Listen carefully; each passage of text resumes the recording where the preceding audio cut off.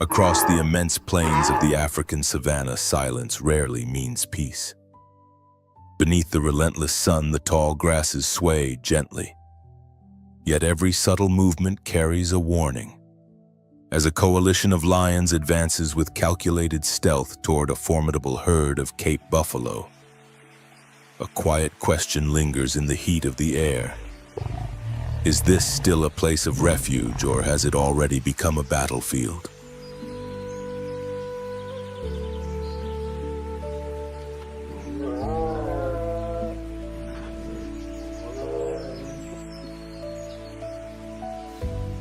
In this unforgiving landscape, even the smallest step can ignite a confrontation.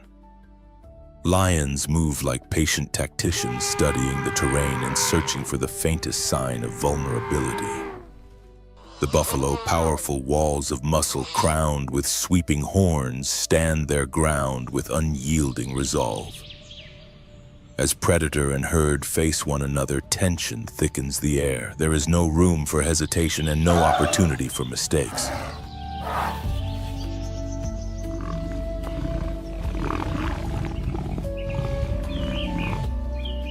On the African savanna, survival is earned through strength, instinct, and decisions made in the blink of an eye.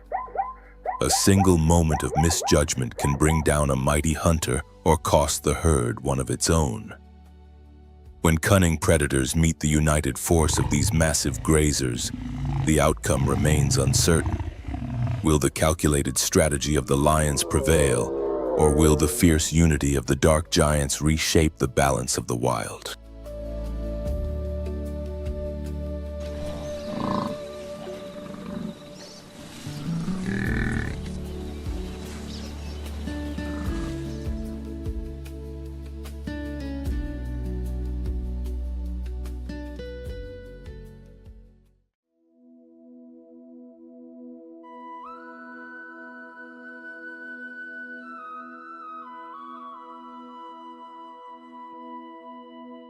As the first light of dawn spreads across the vast and dry plains of Africa, a dark and powerful presence moves steadily across the horizon. It is not a shadow drifting through the morning haze, but a herd of Cape buffalo advancing together.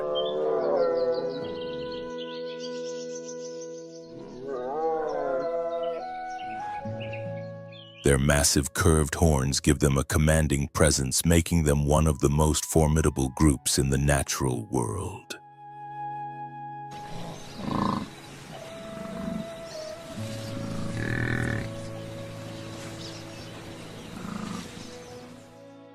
The African buffalo Synchorus Kaffir is a large herbivore of remarkable strength.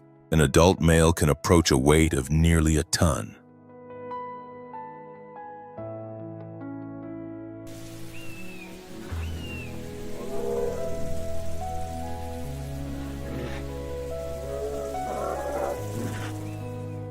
Its body is protected by thick skin and sparse hair that ranges from dark gray to deep black, resembling a rugged armor shaped by millions of years of evolution.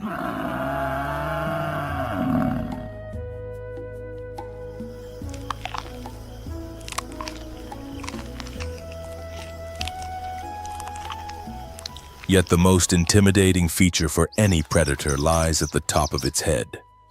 The horns of the Cape buffalo are not only long and sweeping, they meet at the center of the skull, forming a dense bony shield known as the boss.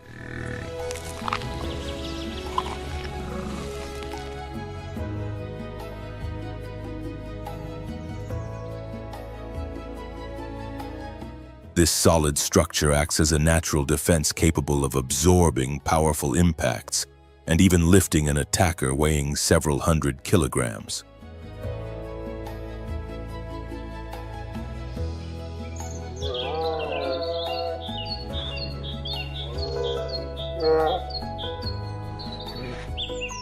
For this reason, the herd is often compared to living horns of steel, a symbol of the defensive strength that emerges from unity.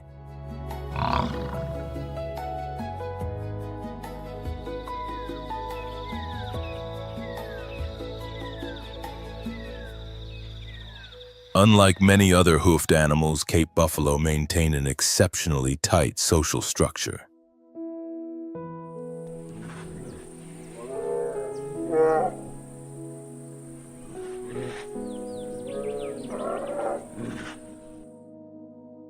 They live in herds that may range from a few dozen individuals to several hundred. But even such a living fortress cannot escape the constant tension of the wild.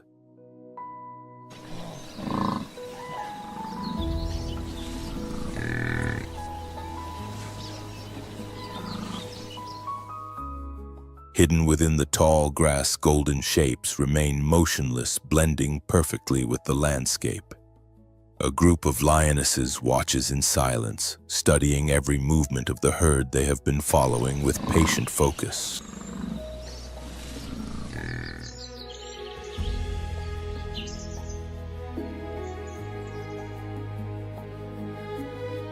Suddenly, the wind shifts, carrying the scent of the buffalo across the dry air. One individual slows and drifts slightly away from the group. For a brief moment, vulnerability appears.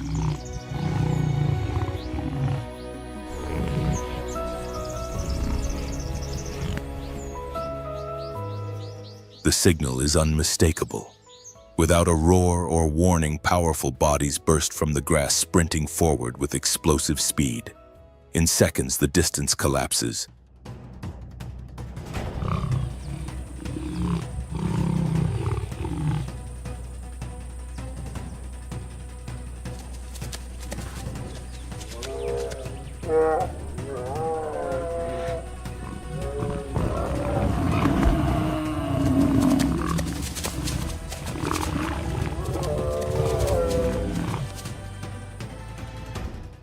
Yet confronted by the herd's unity and formidable defense, the lionesses are forced to abandon the attempt. The retreat happens quietly, but the outcome is clear.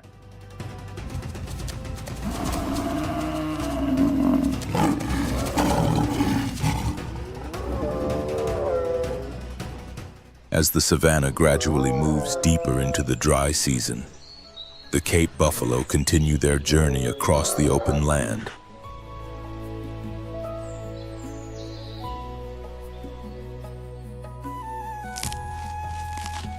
They are not hunters yet. Their presence is a reminder that survival in the wild does not depend only on claws or fangs, but often on the strength of collective defense.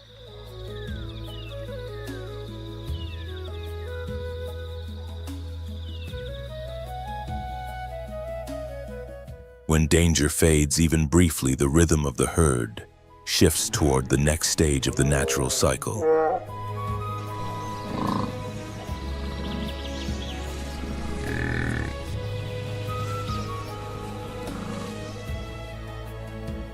The breeding season begins.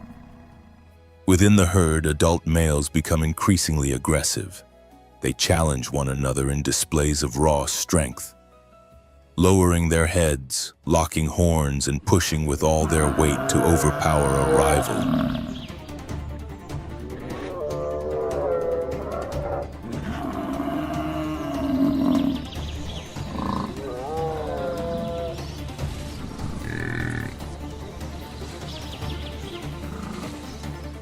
These confrontations rarely end in death, but they are enough to establish dominance and determine which males will earn the chance to mate with the females.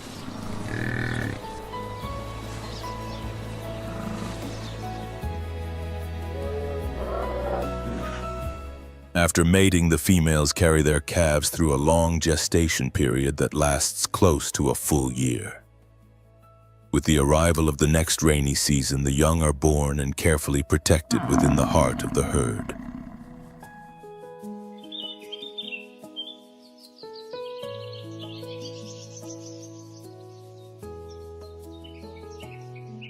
Across the African savanna, life continues with patience and resilience, guided by an ancient rhythm that has endured for thousands of years.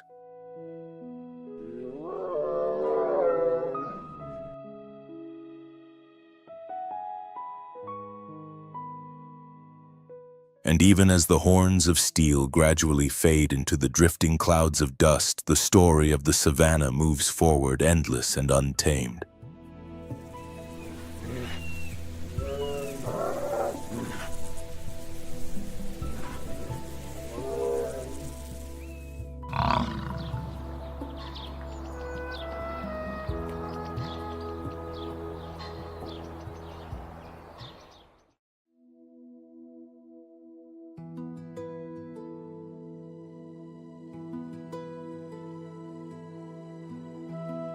In another region of the savanna, where the low grass stretches endlessly toward the horizon, a new day begins for another remarkable family of the African ecosystem.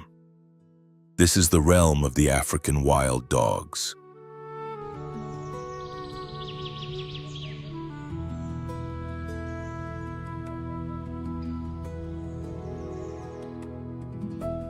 Known scientifically as Lycaon pictus, this species does not survive alone.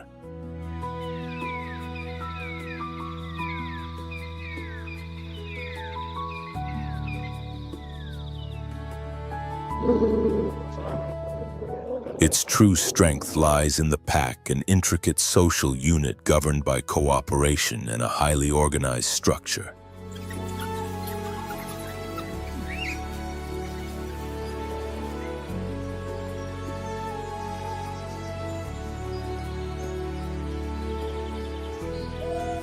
Each individual carries a uniquely patterned coat of mottled colors.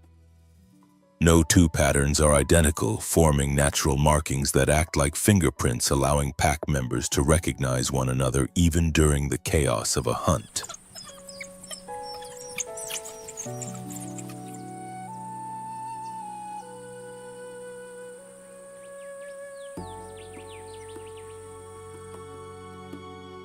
The pack is rarely still. These predators are built for life on the open plains, relying entirely on speed, stamina, and flawless coordination.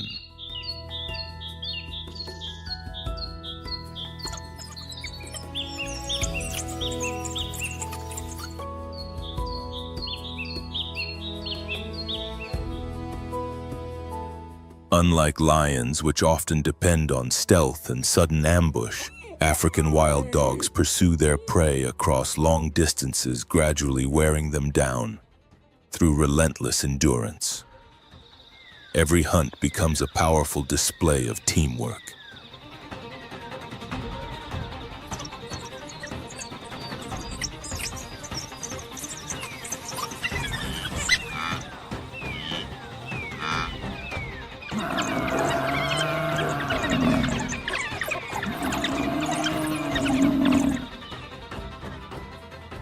Within the pack's social order, only one dominant pair is allowed to breed. The remaining members suppress their own reproductive instincts, dedicating their efforts to the strength and survival of the group. When the pups are born, the entire pack shares responsibility for their care.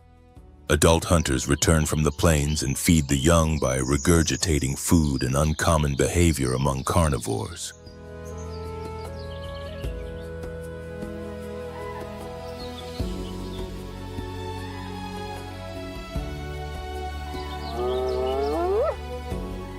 Yet despite this remarkable cooperation, life for African wild dogs is far from peaceful in the vast and demanding world of the savanna.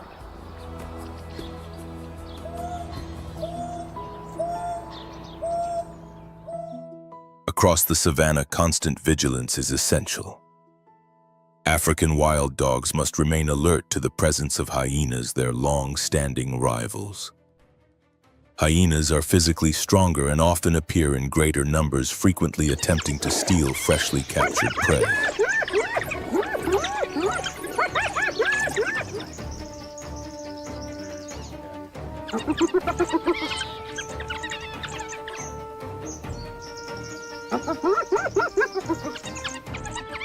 Encounters between these two species are common, filled with tension, and neither side gives ground easily.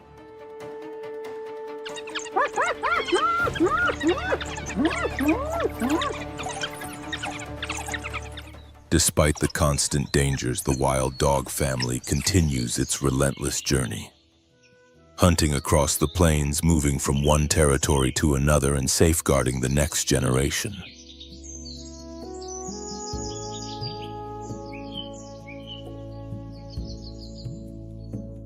In a landscape where survival is tested every single day, their greatest advantage remains the unity of the pack.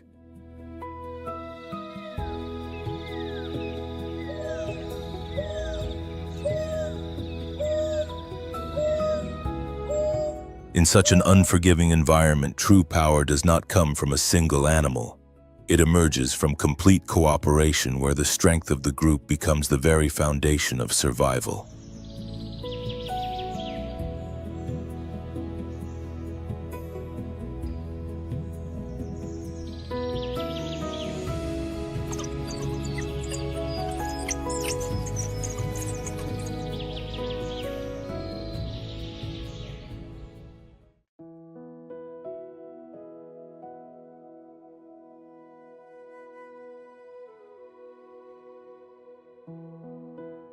From across the open plains comes a sound that is impossible to mistake, a rough, unsettling laugh that cuts through the stillness of the savannah. It signals the presence of one of Africa's most successful predators.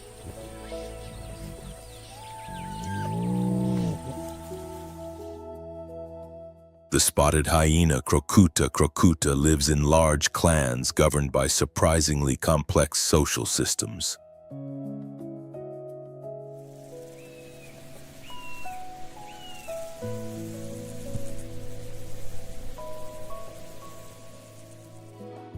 Unlike many other carnivores, their society is dominated by females. They are larger, more assertive, and control both access to food and the right to reproduce.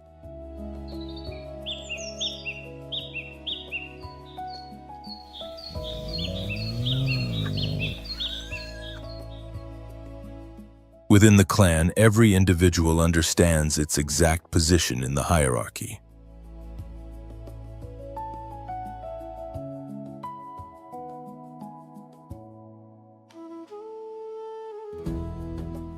Far from being simple scavengers, spotted hyenas are highly capable hunters, able to bring down antelope, zebras, and even young or weakened Cape buffalo.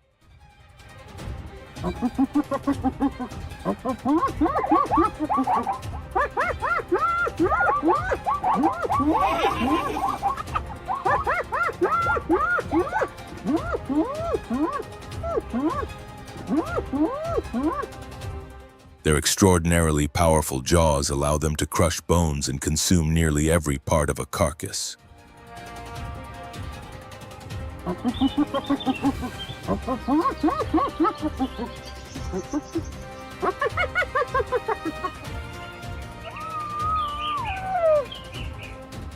This efficiency often places them in direct conflict with other predators.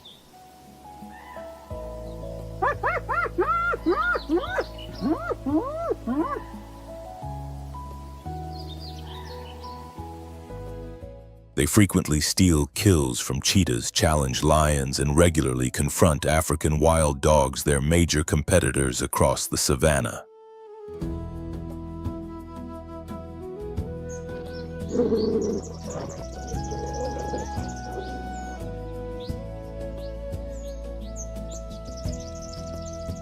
Their effectiveness grows even greater after sunset, when they become especially active under the cover of darkness.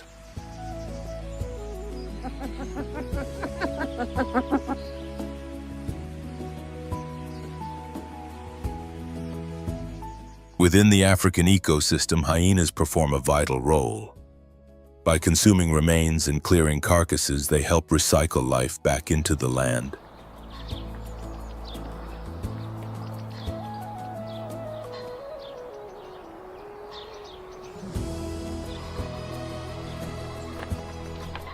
Although they are often portrayed as villains of the wild, they are essential to maintaining the natural balance.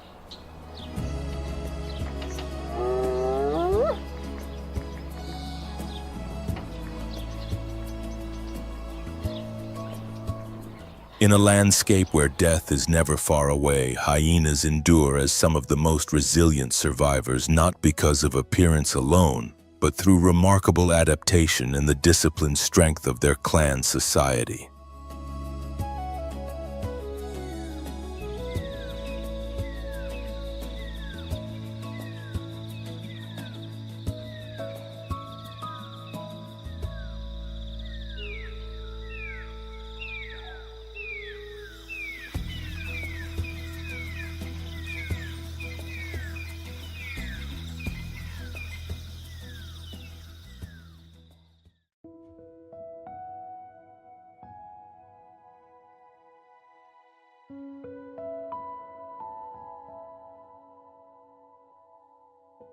As the dry season advances, the Alliance of Cape Buffalo, often called the Horns of Steel, has little choice but to keep moving.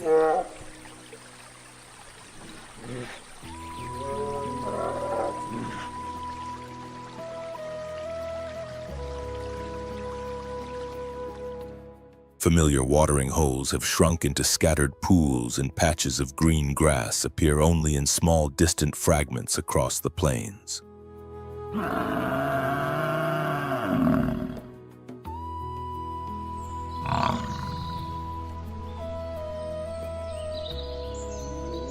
The herd's pace slows, its formation stretches out, and fatigue becomes visible in every heavy step.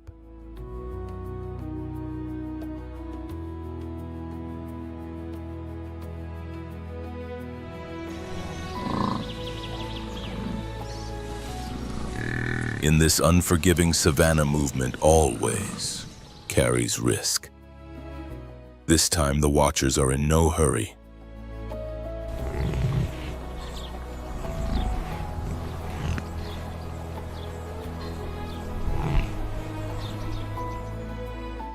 Near one of the last remaining water sources, another pride of lions lies in wait. It is a place where prey must eventually arrive. Hidden in the shade, they remain perfectly still, patient and focused, waiting for the precise moment.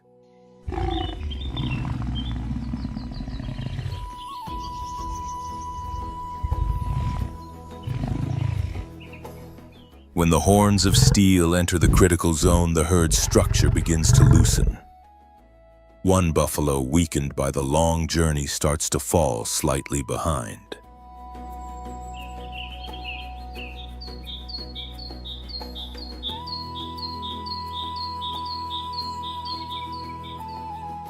The gap is small, but on the savannah, even the smallest separation can be decisive. The attack unfolds with sudden force as lions surge forward from multiple directions.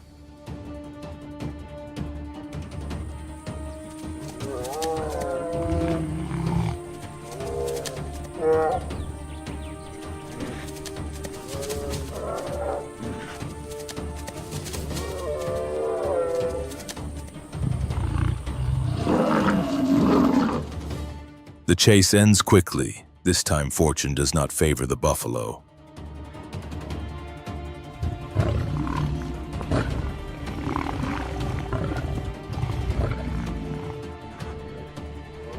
The herd pauses briefly in complete silence.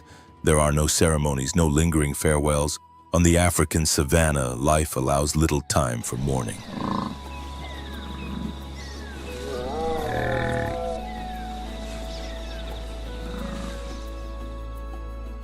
The rest of the herd turns and continues its march, leaving death behind as an unavoidable part of an ancient journey.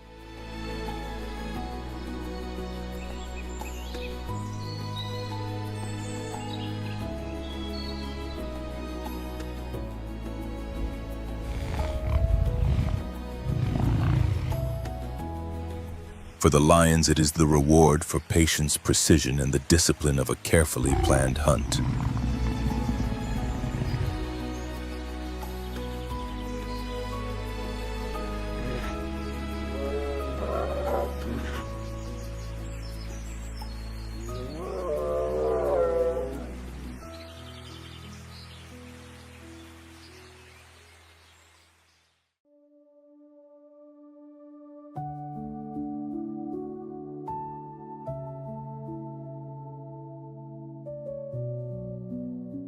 In the distance, the ground begins to tremble with slow, rhythmic vibrations. A herd of African elephants is approaching. The African elephant, Loxodonta africana, is the gentle giant of the continent.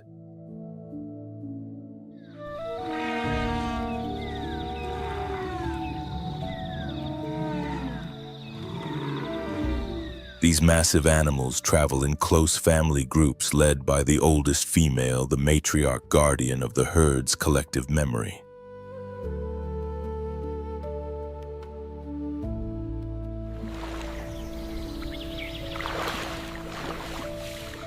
She carries knowledge of ancient pathways, hidden water sources, and safe territories, wisdom passed down through generations. In a landscape that is constantly changing, this memory is essential for survival.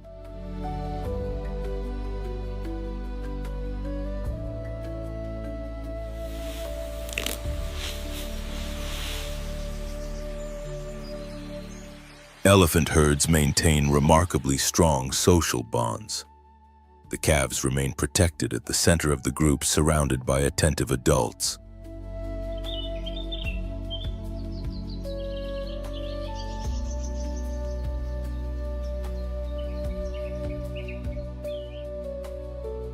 When danger threatens, the elephants quickly form a defensive circle, their tusks facing outward toward the threat.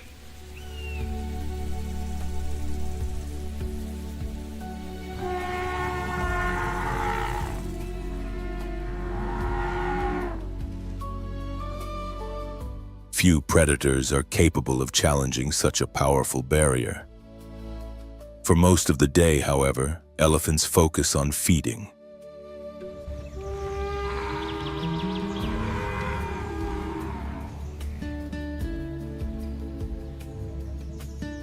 A single adult may consume hundreds of kilograms of vegetation every day.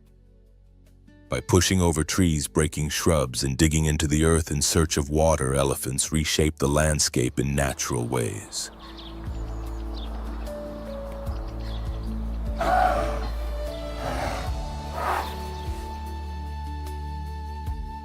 The watering holes they uncover or create often become critical lifelines for many other species during the dry season.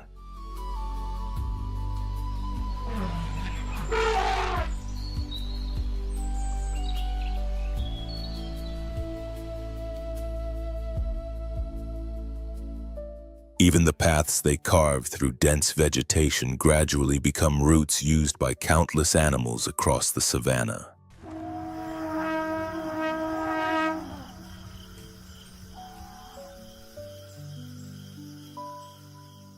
During the harshest months of drought, their influence becomes even more evident.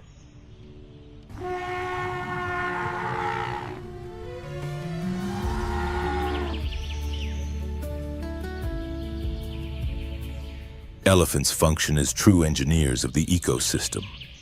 By opening spaces in wooded areas, they help prevent the savanna from turning entirely into forest, maintaining the delicate balance between grassland and trees wherever they roam.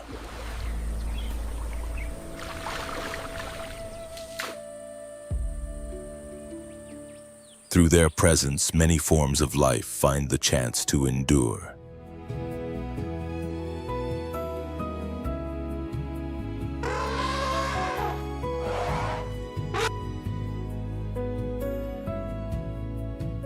As evening approaches, the herd pauses near a low-lying area where water still remains.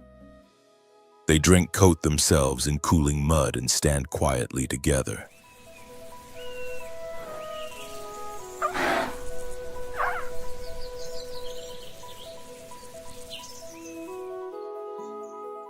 In the vast African savanna where countless hunts unfold and losses are inevitable, elephants remain enduring symbols of memory, unity, and the lasting strength of the natural world.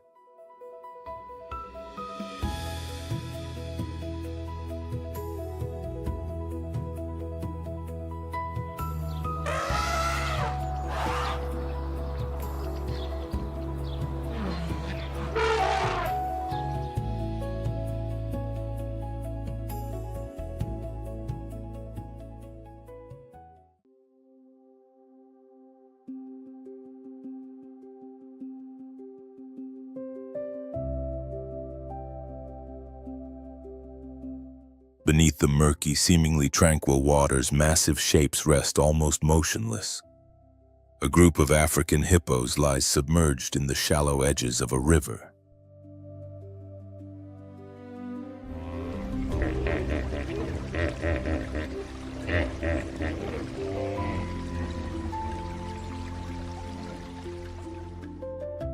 The cool water helps them endure the intense heat and shields their thick, sensitive skin from the harsh midday sun.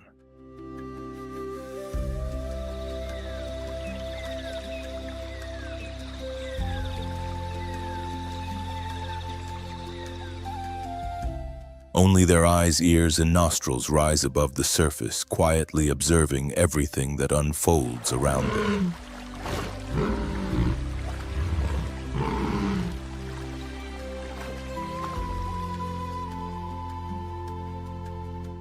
Despite their slow and heavy appearance, hippos maintain strict control over their territory. Each stretch of river or isolated pool is dominated by a powerful male.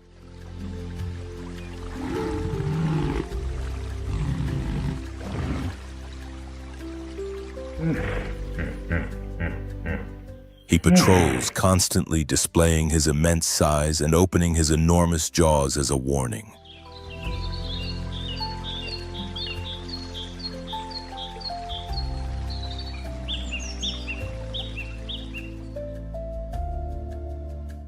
Armed with long, tusk-like teeth and extraordinary biting strength, hippos rank among the most dangerous animals in Africa during daylight hours.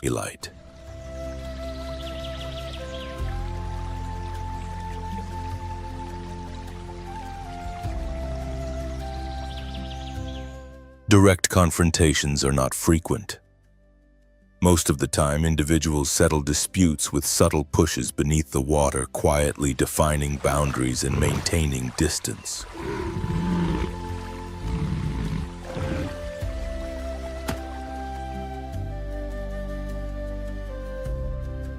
Calves swim close beside their mothers, and when the water deepens or danger is sensed, they climb onto their backs.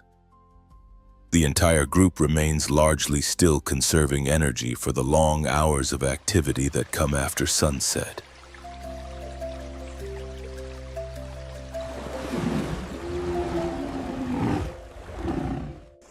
Occasionally, an unfamiliar male drifts too close to the edge of the territory. The dominant bull responds with a deep roar released beneath the water, sending ripples across the surface.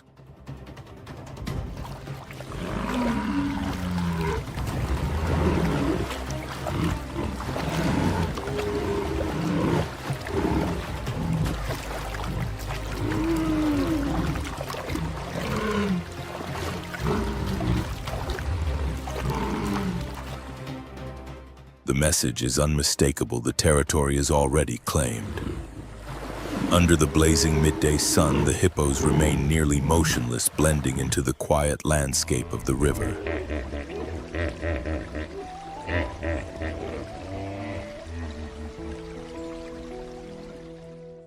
The scene appears calm, yet beneath the stillness lies constant tension shaped by power and territorial defense on the African savanna.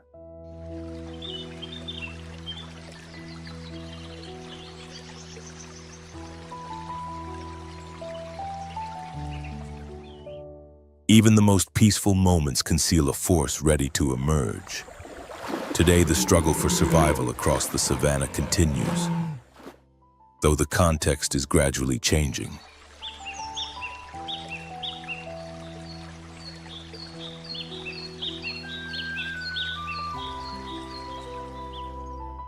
The ancient rhythms of nature, predation, migration, reproduction, and competition are no longer influenced only by rain or drought, but increasingly by the growing presence of human activity.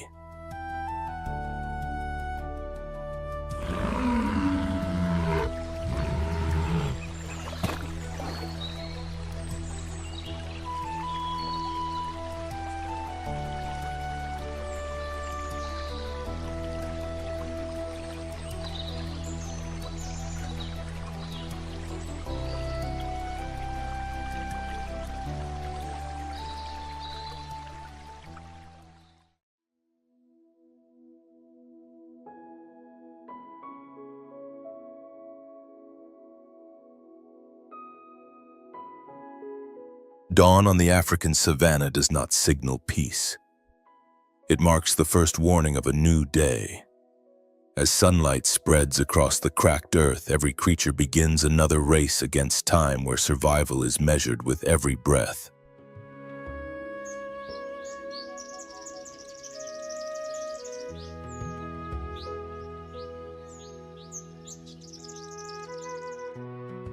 Through the grassland still veiled in a thin morning mist, a sleek figure moves with careful precision. It is the cheetah Acinonyx jubatus, the fastest land mammal on Earth.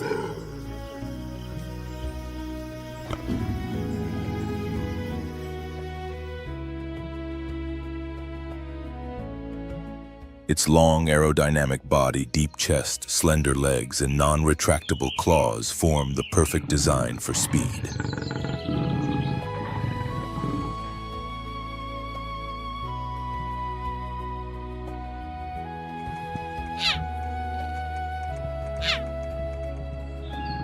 In only a few seconds, it can exceed 100 kilometers per hour, an acceleration powerful enough to overtake nearly any unsuspecting antelope. But today, the hunt is not for itself alone. This mother hunts for her young.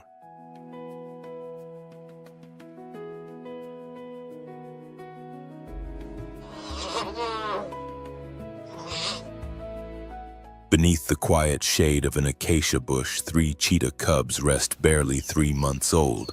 Their spotted coats are only beginning to take shape.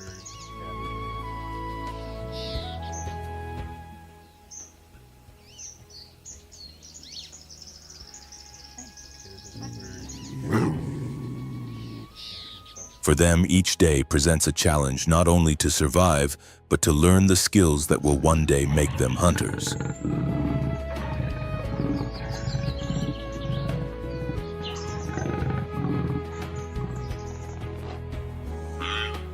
The mother never strays far from the den. In a single morning, she must locate prey, bring it down, and return before the sun climbs high into the sky, before hyenas, lions, or even large birds of prey detect the vulnerable cubs.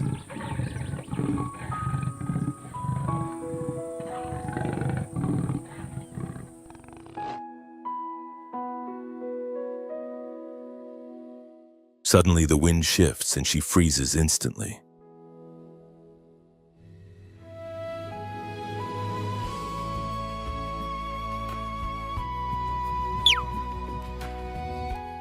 Ahead of her, a herd of Thompson's gazelles grazes peacefully, still unaware of the danger nearby. The cheetah lowers her body, advancing with steps as light as drifting air.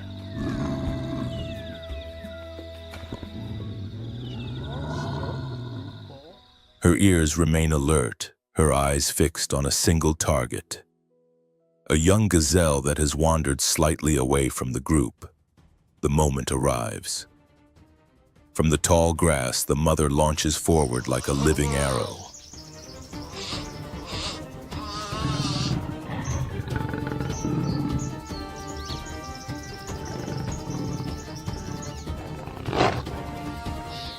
Dust rises into the air, a brief cry breaks the silence, and the chase is over within seconds.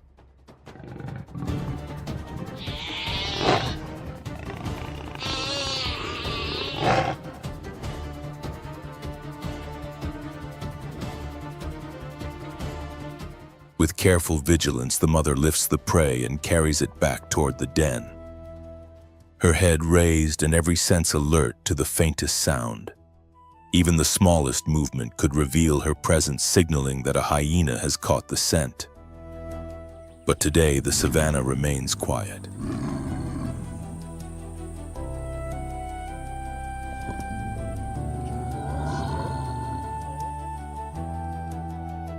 When she arrives, she lays the prey gently on the ground.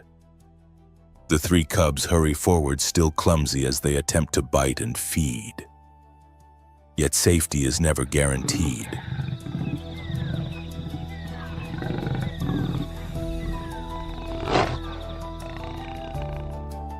Even a single meal can vanish if a pack of hyenas discovers the trail.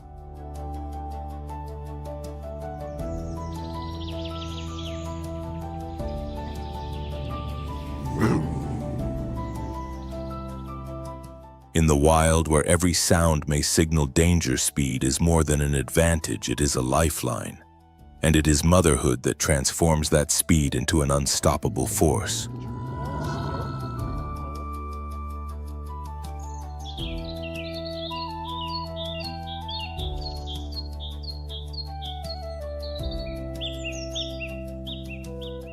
Far away in another corner of the savannah, the ground begins to tremble beneath the slow footsteps of gentle giants.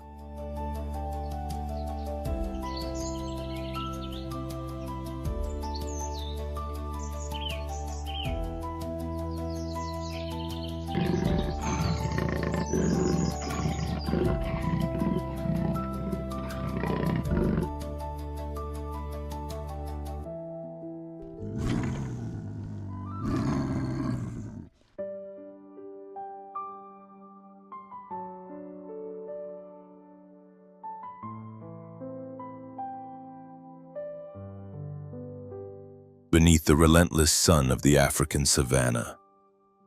While many predators retreat to the shade, one silent figure continues to move through the landscape, leaving almost no trace. It is the leopard, the most solitary and mysterious of the great cats.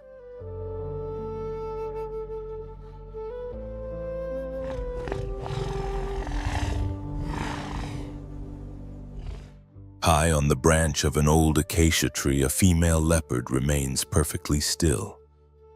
Her golden coat, patterned with dark rosettes, blends with the shifting light filtering through the leaves.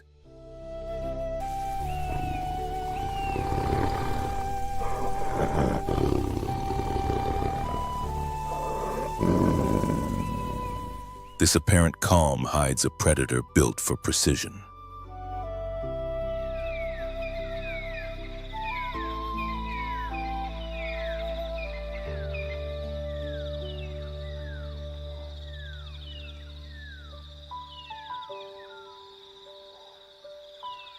Her body is compact and powerful, her limbs flexible and agile, and her sharp, retractable claws remain sheathed until the exact moment they are needed.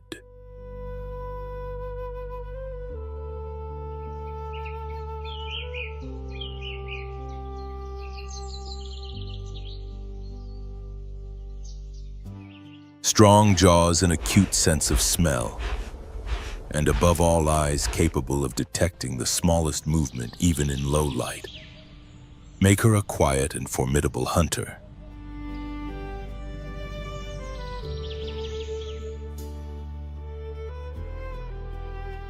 Unlike lions, which rely on the strength of the pride, or cheetahs, which depend on speed, the leopard survives through independence. Solitude is her strategy.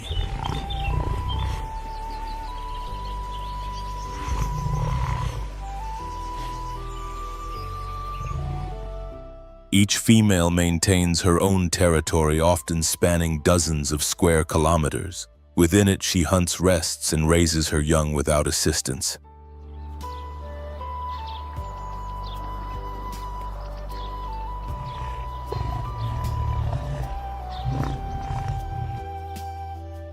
Not far away, hidden beneath a dense bush, lies her most precious responsibility, cubs only a few weeks old.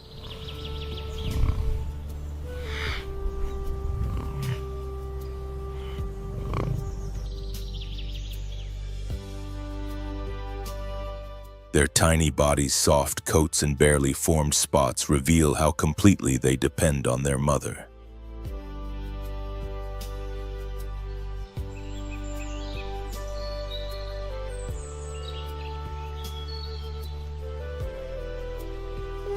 With wide eyes, clumsy movements, and no hunting instincts yet developed, they are extremely vulnerable.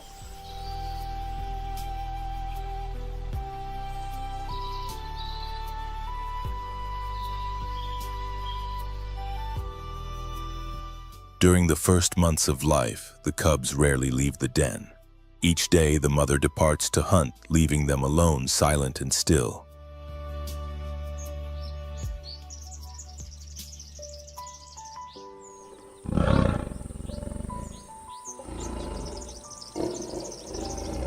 Their only protection is perfect camouflage and the certainty that she will return.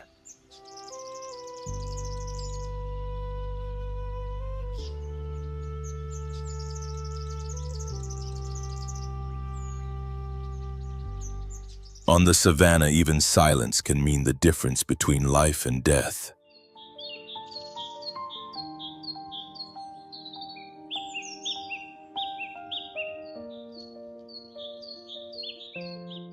When the sun reaches its highest point, the leopard senses that the moment has come.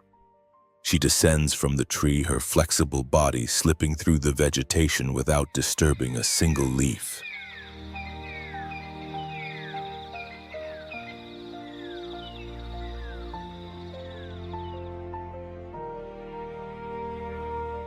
Ahead, a herd of impalas grazes calmly. These antelope are swift and vigilant, capable of leaping nearly 10 meters in a single bound. When fleeing danger, their senses finely tuned to detect the slightest threat.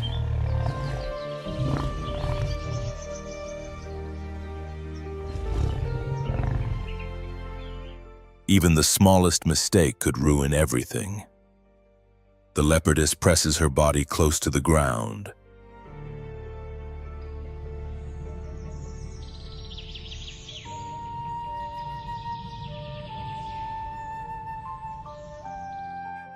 Her padded paws move forward without the slightest sound, each step carefully measured.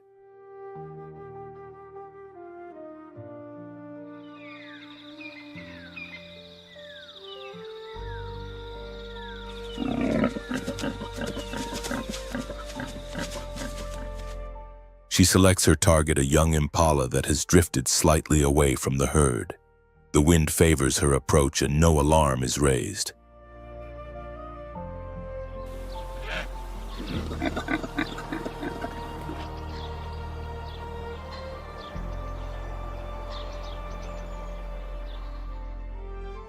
Then in a fraction of a second, she launches from the ground in a sudden burst of strength and precision. The impala reacts too late. It tries to flee, but the distance has already vanished.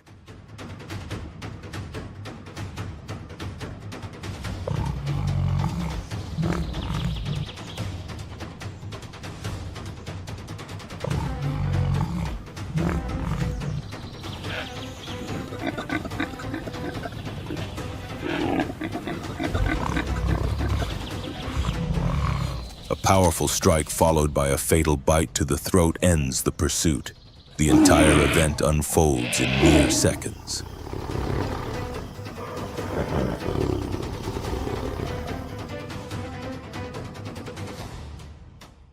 Without delay, the leopardess drags the prey toward a nearby tree and with her remarkable climbing ability lifts the carcass high into the branches far beyond the reach of hyenas or lions.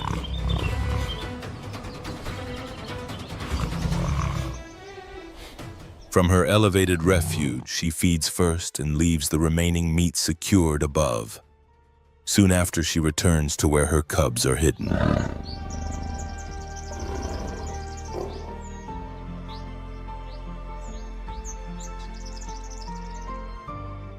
Before reaching them, she releases a soft, low call, part signal, part reassurance.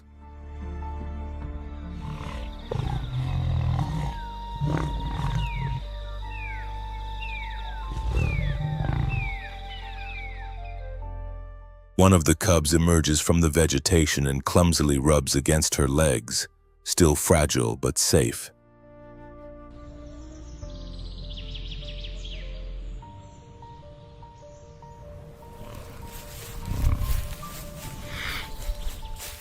Under the relentless sun of the savannah, the leopardess remains a master of silence.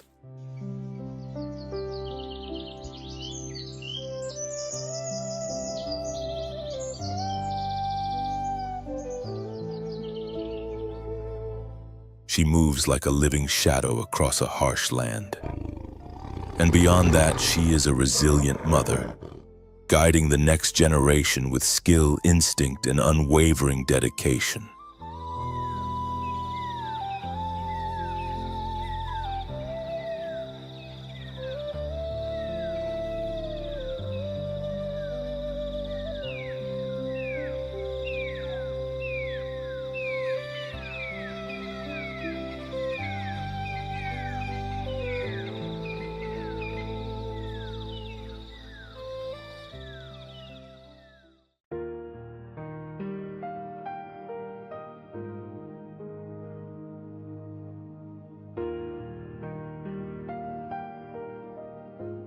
Beneath the unforgiving sun of the African savannah, a lioness lies quietly in the shade of a bush. At her side, 3 tiny cubs curl close together, sleeping in rhythm with her steady breathing.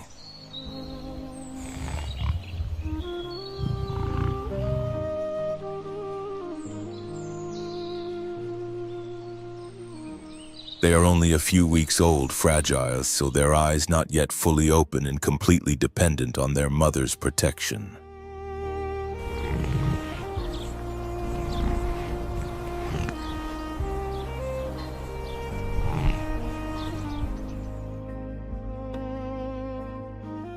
Although lions are the only great cats that live in social groups, a female often separates from the pride after giving birth.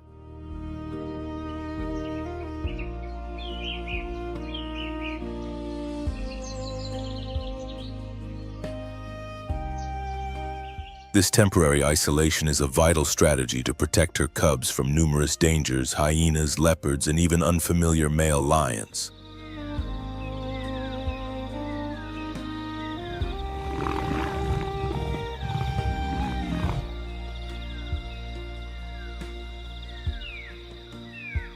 If a new male takes control of the pride, he may attempt to eliminate existing cubs to bring the females back into breeding condition.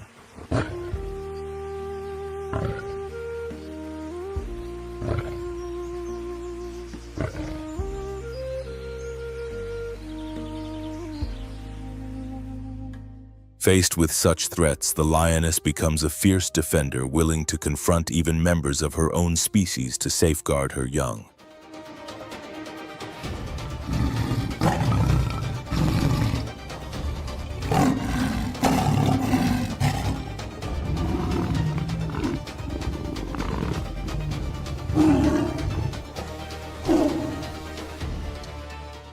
Once the cubs grow stronger, the mother gradually leads them back to the pride. From that moment on, raising the young becomes a shared responsibility.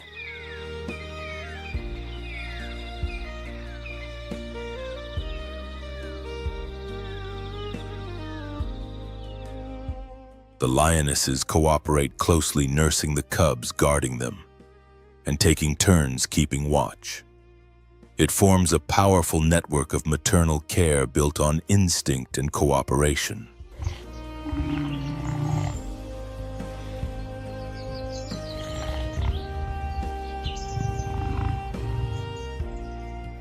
A lioness is far more than a skilled hunter. She is also a guardian, a nurturer, and a teacher to the next generation of the wild.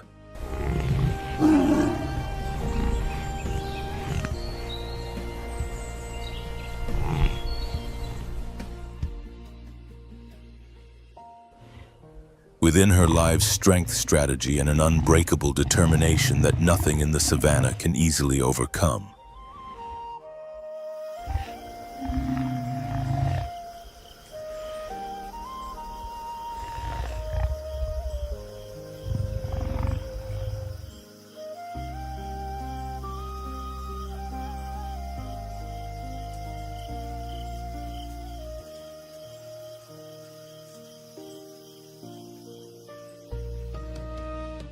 And so another chapter closes in the relentless struggle for life on the African savannah.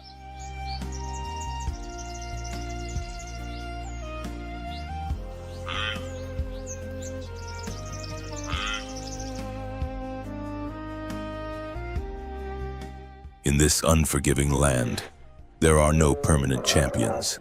The hunter that walks with confidence today may become the prey tomorrow.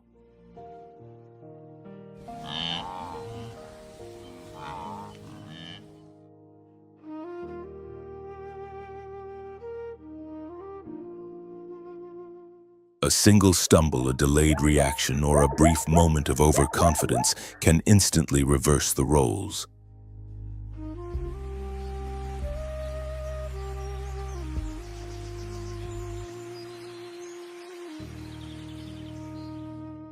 The savannah shows no mercy for mistakes. Every encounter leaves unseen scars across the landscape and lasting marks on those who survive.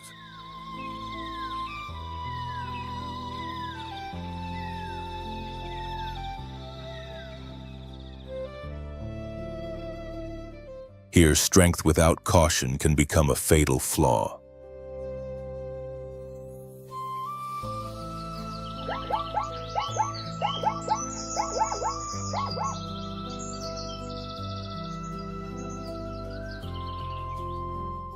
And courage without strategy may lead to defeat. Even the most feared predators learn that power is fragile and that survival is always uncertain.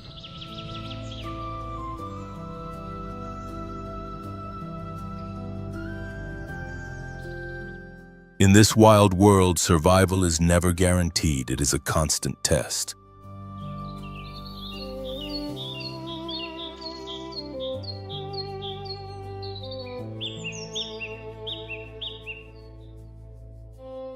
A quiet lesson written in endurance and instinct, where every sunrise offers another chance.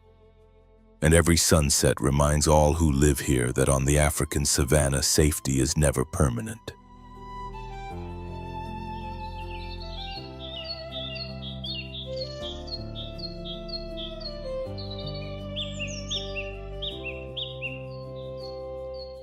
If you want to continue exploring these real stories of extreme survival, like the video, subscribe and join us on Beast Call Nature, where the natural world reveals its most raw, powerful, and unforgettable moments.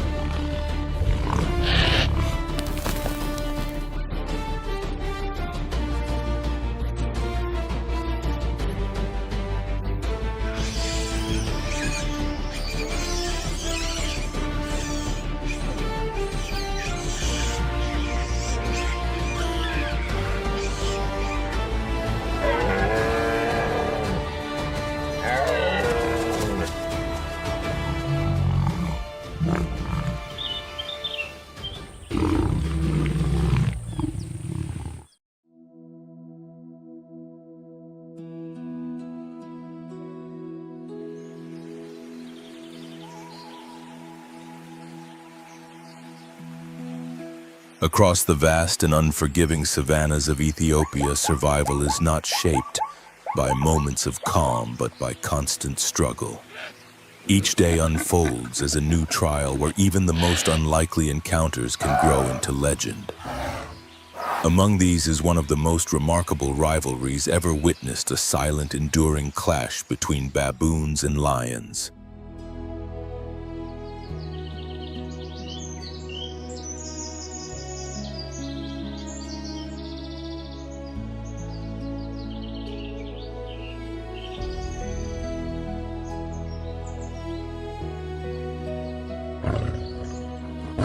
In this landscape, baboons are anything but defenseless. United, watchful, and strikingly bold, they challenge the very predators that dominate the plains. Lions, the undisputed rulers of the savannah, do not forget easily. What may begin as a failed hunt can escalate into something far more intense. Deliberate act of retaliation that disrupts the expected balance of the wild.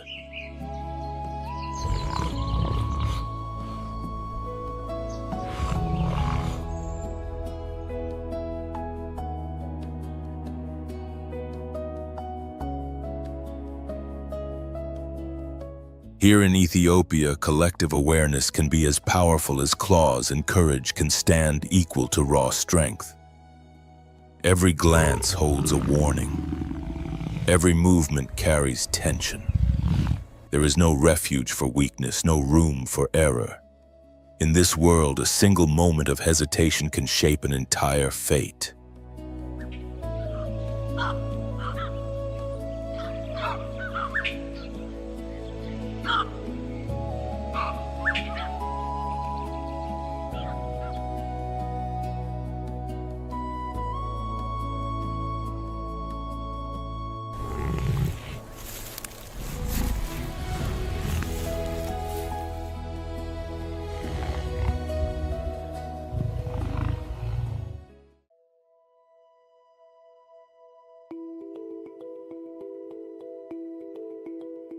On the scorched cliffs of Ethiopia's high plateau, currents of wind slip through jagged, dust-covered rocks, carrying the dry scent of parched earth and the faint murmur of a land that feels on the verge of collapse.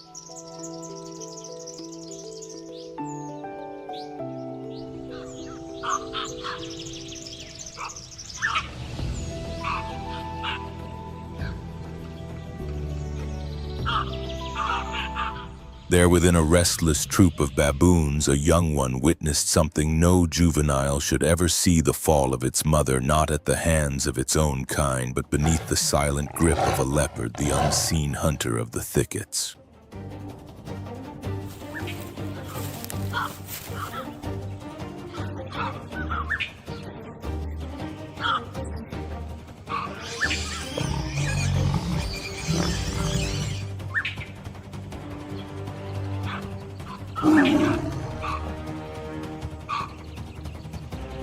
From that moment on, the idea of retribution began to take root within the clan.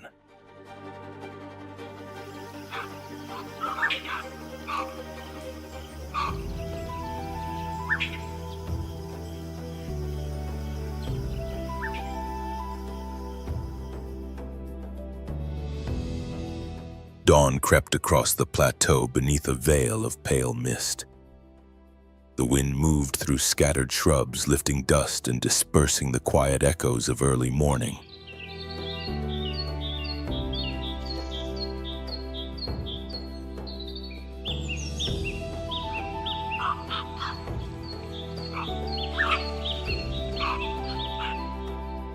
A group of francolines scratched through the leaf litter in search of insects until the deep, resonant calls of the baboons echoed against the stone ridges, sending them suddenly into flight.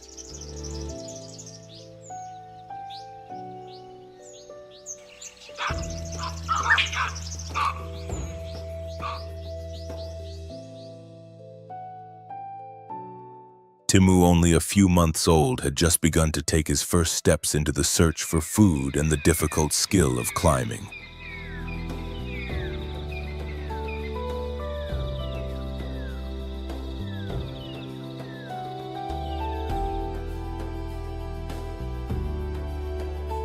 Yet he was pushed aside by his own troop.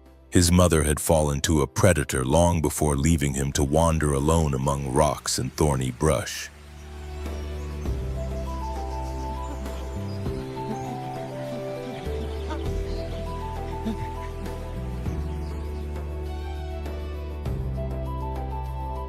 In his aimless drifting, he eventually crossed paths with other outcast males. At first there was only suspicion, but the cold of night and the ache of hunger forced them to share what little they had: fruit, shelter, and warmth.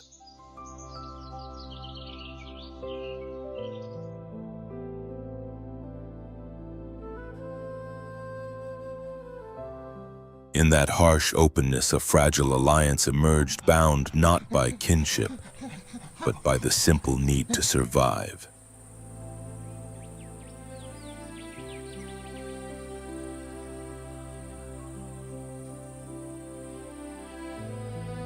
As the years passed, no one guided Timu along the path of survival, and it was precisely that absence that shaped him.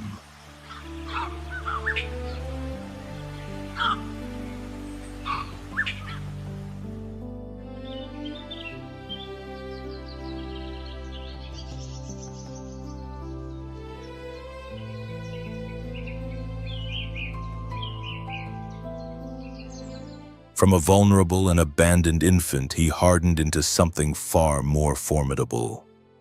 His body grew strong, his features sharpened like fractured stone.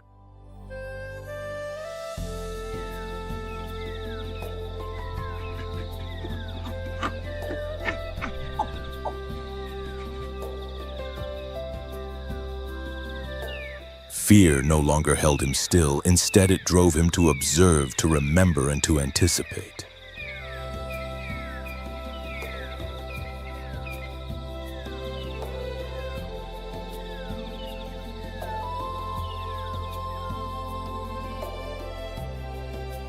Many believed he would not last yet among thorns and constant threats he endured.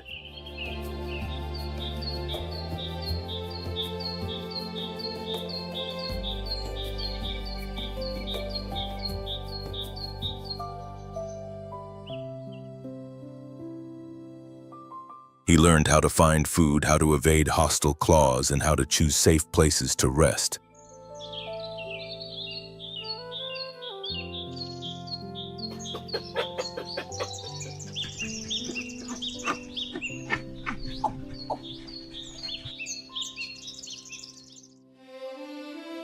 At one point, a lioness shadowed his group for days, her amber eyes watching from a distance. That golden presence would appear at dusk, forcing them to shift their paths and routines.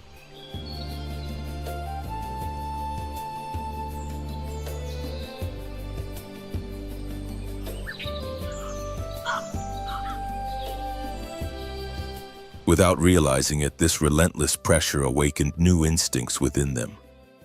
Silent coordination glances that carried meaning and a constant readiness to face danger.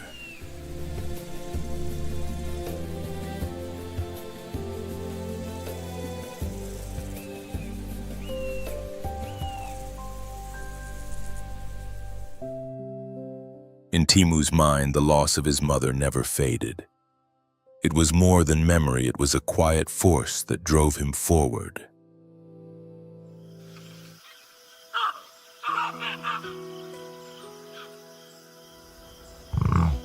He understood that before settling any unseen debt, he had to grow stronger and confront a world already fractured from within.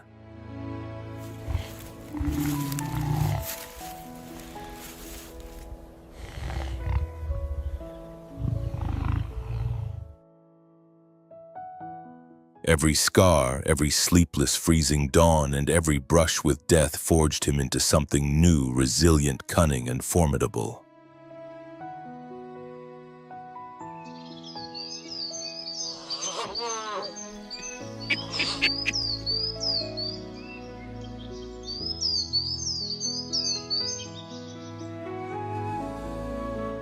While Timu was being shaped into a hardened survivor among rock and thorn far from the plateau, another creature was also evolving, its existence defined by intelligence, and the ability to adapt.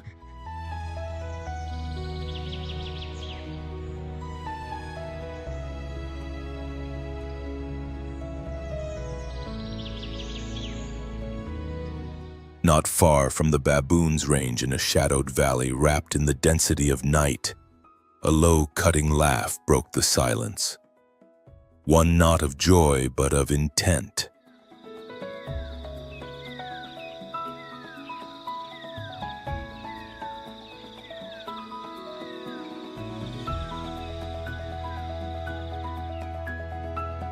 It was the unmistakable call of the brown hyena, a discreet and often overlooked predator compared to more renowned hunters.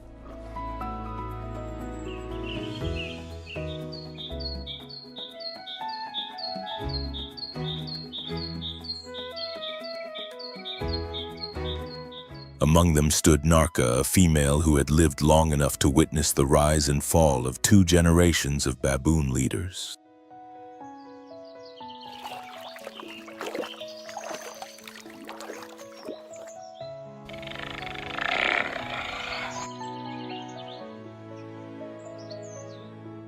Narka did not possess the size or regal presence of a lion, but she held something Timu was only beginning to understand: the patience of a true hunter.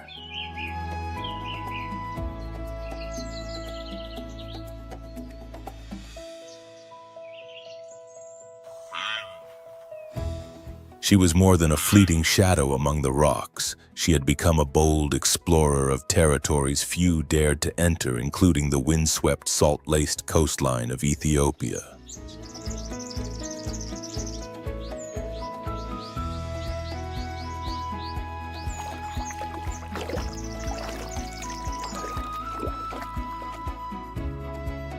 The sun now ruled the sky, and the sea cast blinding reflections that shattered against the cliffs like scattered sparks.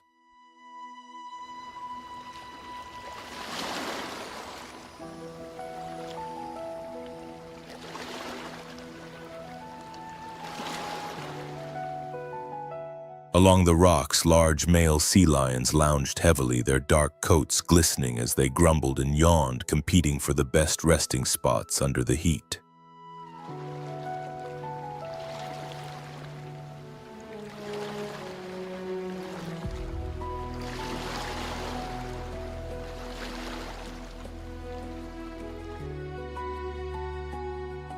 Closer to the shoreline, newborn pups, still marked with faint spots, lay clustered together, unaware of any danger, lulled by the rhythm of waves and the heavy scent of salt in the air.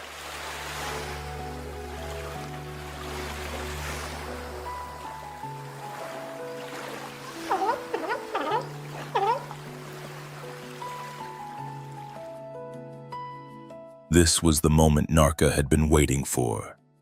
She moved across the soft dunes, slipping between coastal shrubs before suddenly freezing in place.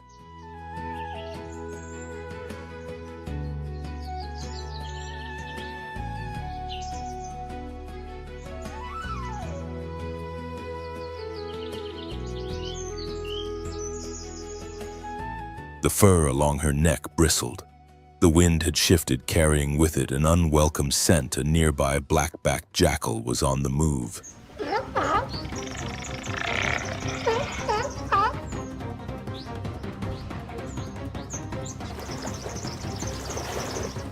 There were no drawn-out chases, no explosive clashes, just a single precise action that secured enough food for her cubs on a cold afternoon.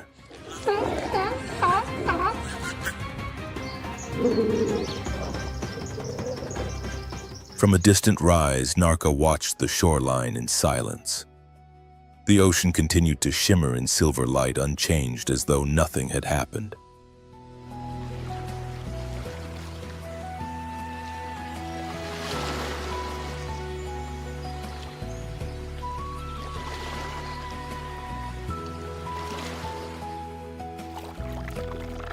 But for her, that stretch of sand had already become part of her domain. A territory claimed not by strength alone, but by patience and stealth.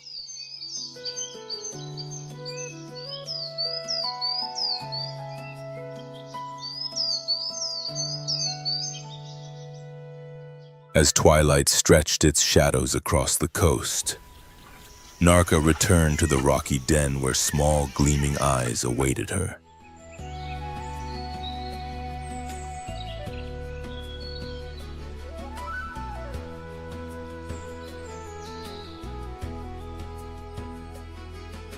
The jackals had retreated, and she came back with enough to feed her young, a quiet victory unspoken yet decisive.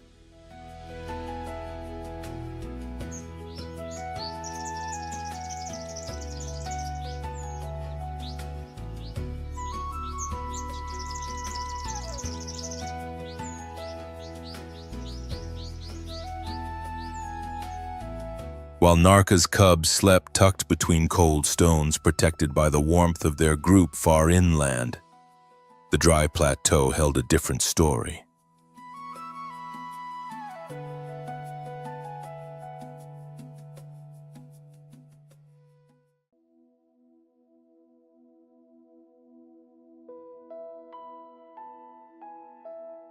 Another community was beginning to shift. The baboon troop led by Raka carried on with its routine as if nothing had changed, but the atmosphere had grown heavy, unsettled in ways no one openly acknowledged.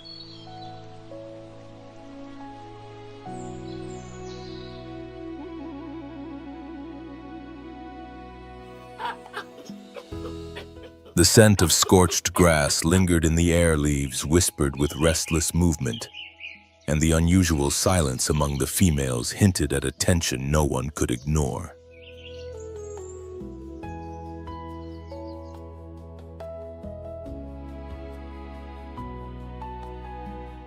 Raka, despite his age, remained a feared leader seated upon the great rock that had long served as his symbolic throne.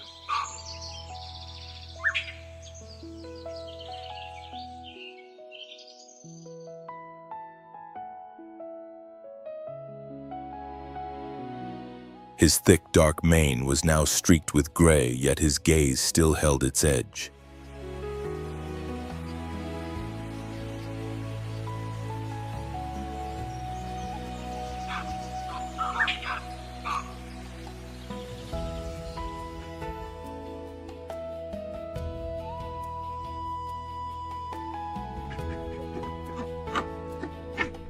He would snarl when younger males ventured too close to the females, baring his teeth in warning, though his limbs no longer carried the same okua and certainty they once did.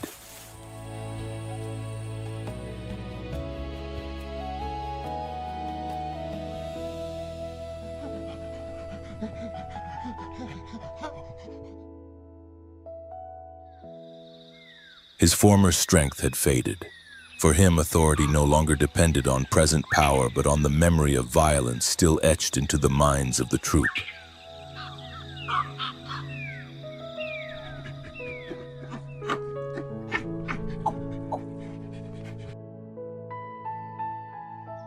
Then one morning, a sound at the edge of the territory caused several Axalgazurda males to lift their heads in unison.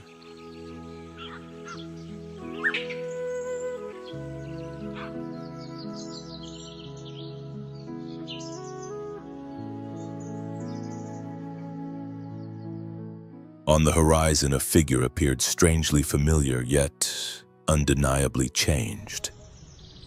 It was Timu.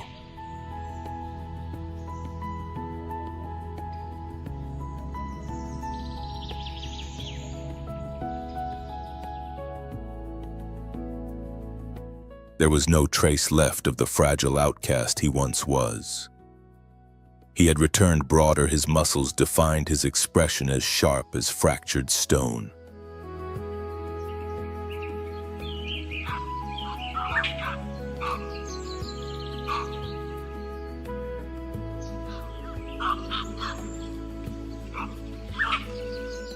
And he was not alone. Behind him came other males hardened by life beyond the safety of the group.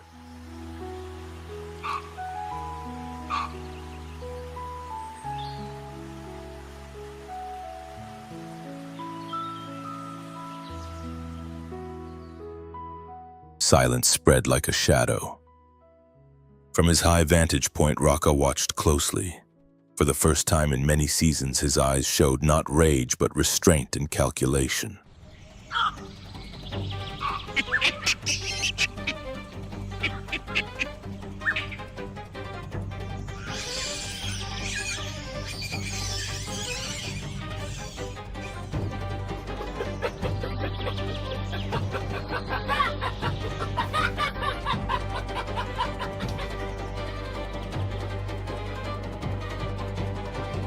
The confrontation could not be avoided, and when Raka finally fell, Timu did not build his rule on fear.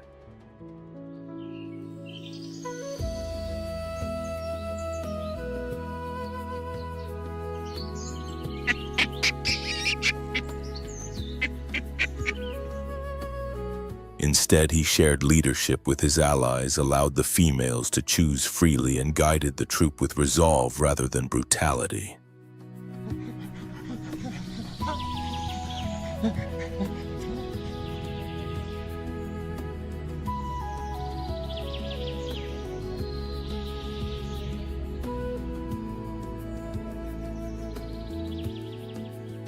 What followed was a rare balance and unfamiliar period where cooperation replaced intimidation.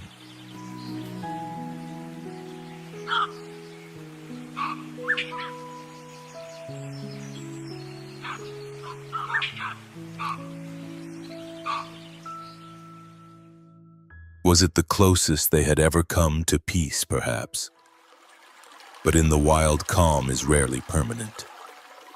More often, it is only a thin surface, as concealing forces ready to rise at any moment.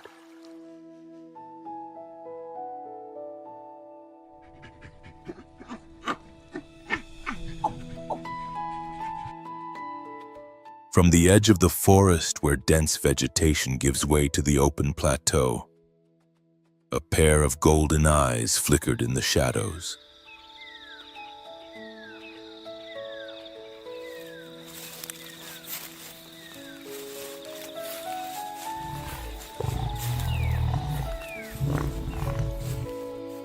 No branch snapped, no warning echoed. It was not a hyena nor a jackal.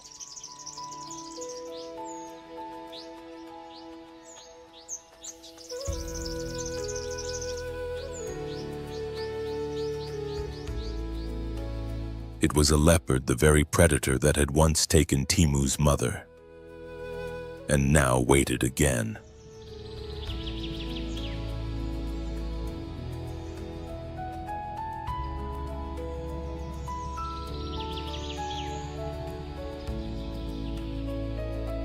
Moru moved like a whisper through the dry canopy. A female smaller than the males, yet far more agile, silent, and deadly than most hunters in this land.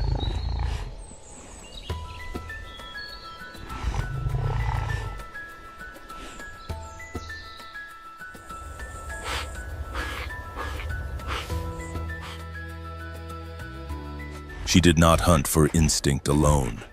She hunted because she was a mother. 3 weeks earlier, she had given birth within a narrow, wind-sheltered crevice.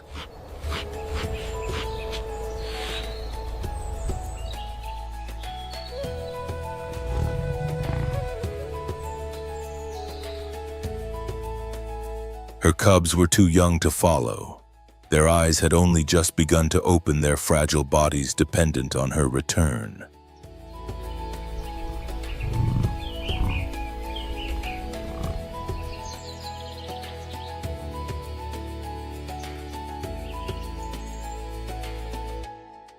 Every faint cry from the den was a relentless reminder Moru could not fail.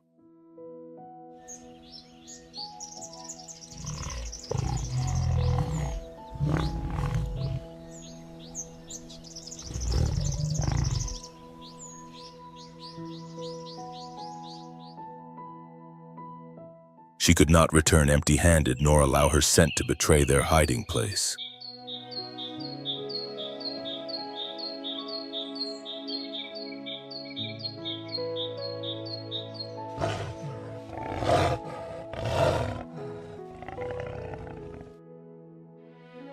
Above, the brittle forest stirred with the morning breeze. Leaves cracked softly beneath the careful steps of a group of antelopes moving toward a nearly dry riverbed searching for minerals in the salted earth.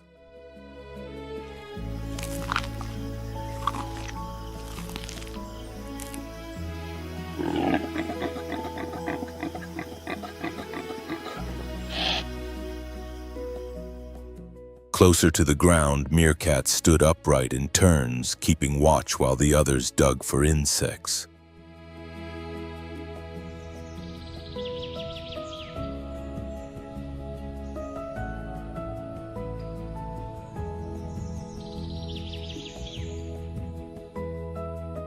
Their short calls, the scrape of claws, and the occasional low growl formed a constant tension that never fully faded.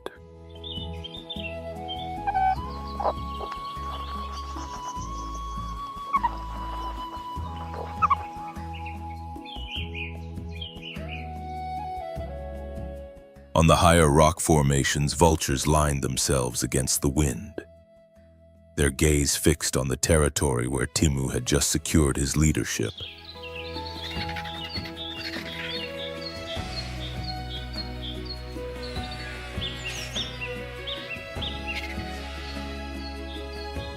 They did not descend yet, neither did they leave. They sensed what lingered beneath the surface, a quiet instability like embers hidden beneath ash.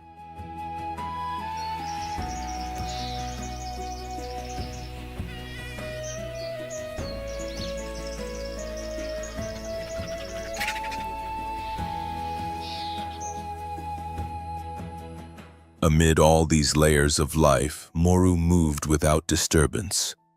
Her body flowed between roots and brush with the ease of water slipping through soil.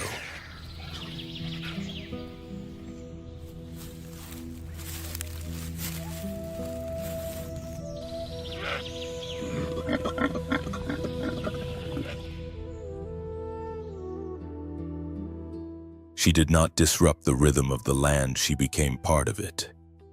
Here, no creature existed in isolation. All were bound by an invisible tension.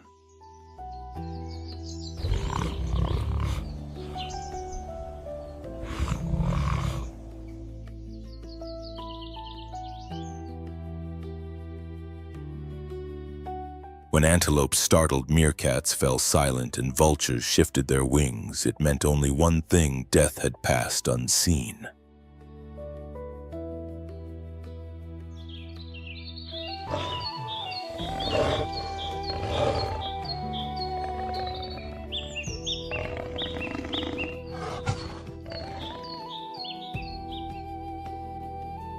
As afternoon faded over the Ethiopian plateau, the final light of day stretched across the land, like a golden veil of dust casting a fragile beauty that briefly concealed the danger beneath.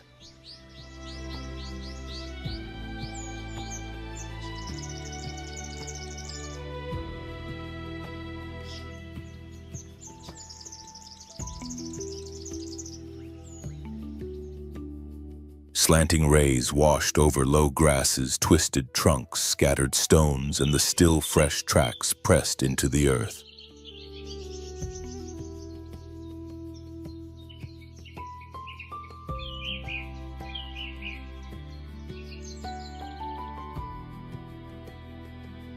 In an open clearing, Timu's troop rested under the soft glow of evening.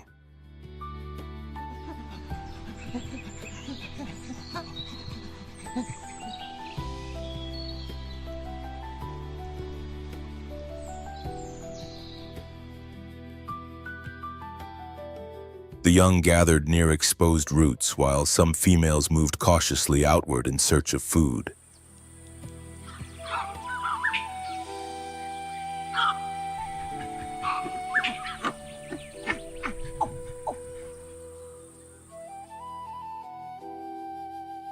In the distance, the shadow of the Pshkim horizon began to spread like a quiet tide.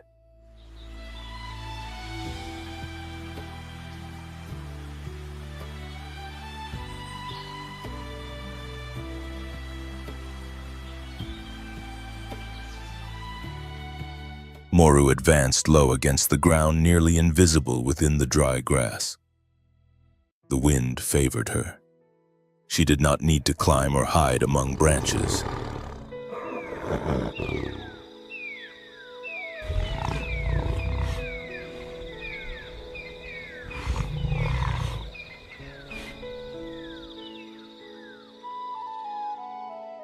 For a leopard, when the terrain is flat, the light blurs vision and the troop lowers its guard height becomes unnecessary.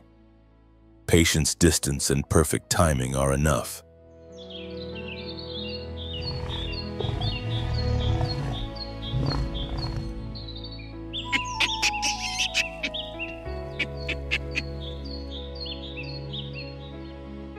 Yet this time, what seemed like the perfect opportunity concealed an unseen risk.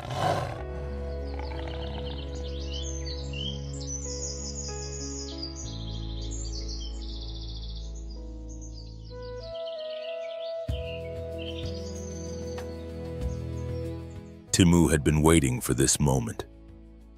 He had detected the trail, sensed the unnatural silence in the vegetation.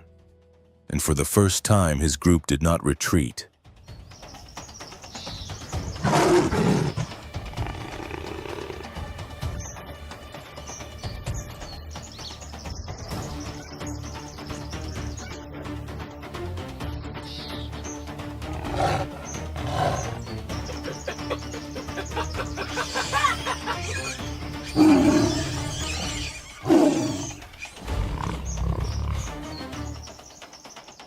In the deepening dusk of the Ethiopian plateau, where survival rarely leaves room for mercy, an old debt reached its conclusion.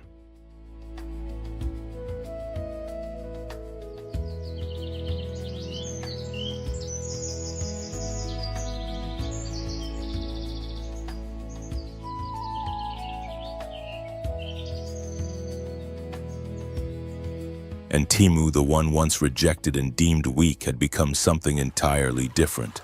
Not a creature defined by rage, but by the scars that taught him how to endure and ultimately how to redefine the rules of survival.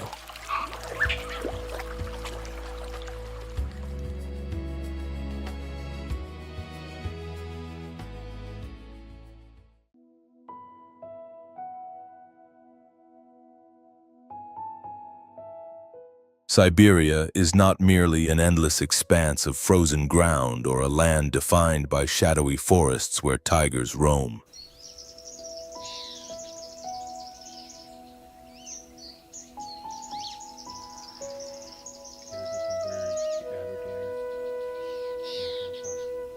When summer arrives, these cold woodlands awaken, transforming into a vibrant ecosystem, where life surges back after a long, silent winter.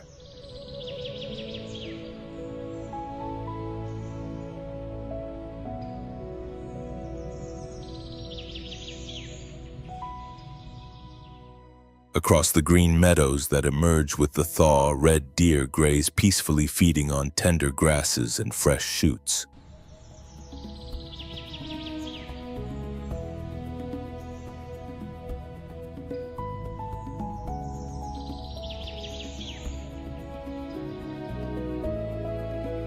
These rich fields restore their strength, preparing them for the challenges that lie ahead.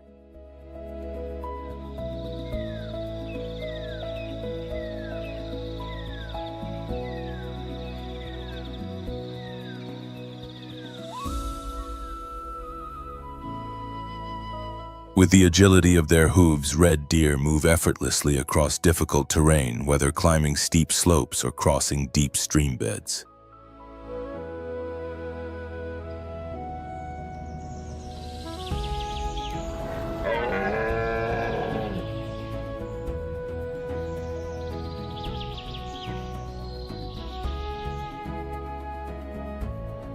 Their evolutionary history stretches back millions of years, reflecting an extraordinary ability to adapt to ever-changing environments.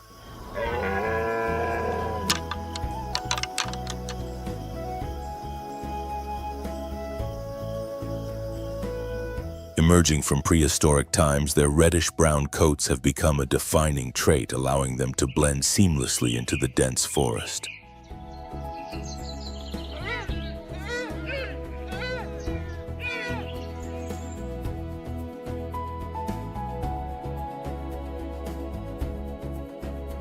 The impressive antlers of adult males are more than symbols of strength and dominance.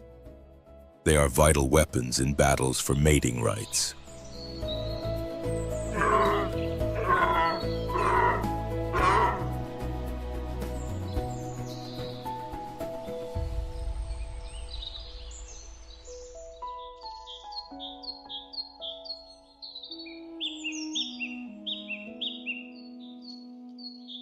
Within the same ecosystem that sustains the Siberian tiger, red deer play a crucial role.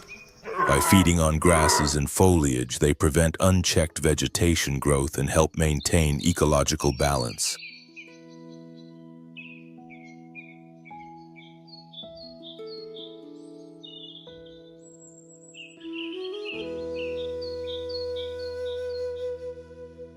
At the same time, they are an essential link in the food chain, providing nourishment for the region's top predators.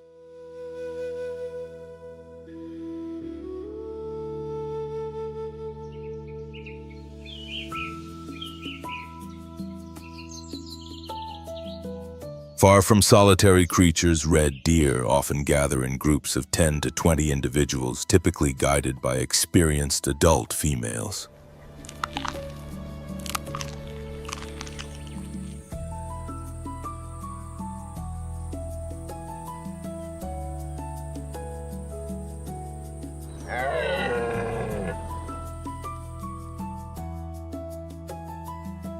Their appearance shifts with the seasons. In summer, the warm tones of their coats merge with shifting light through the leaves, offering natural camouflage.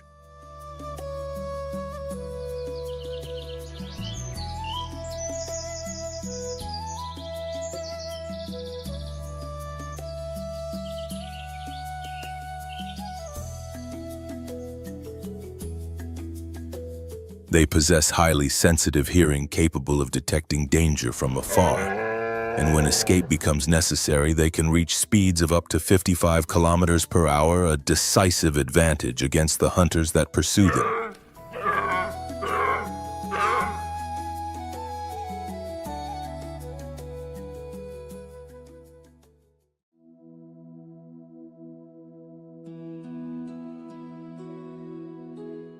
Summer in the tiger's forest unfolds as a season of color and movement when temperatures rise between 10 and 27 degrees Celsius.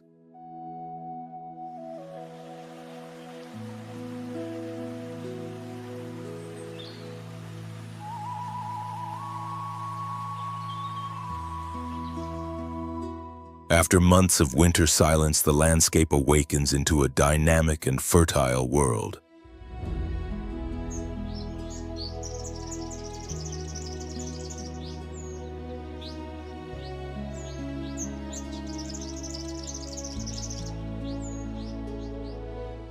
Siberian pine trees stretch across the horizon in deep green layers, while larch trees cast soft, shifting shadows over the forest floor, creating perfect cover for a silent hunter, the Eurasian lynx.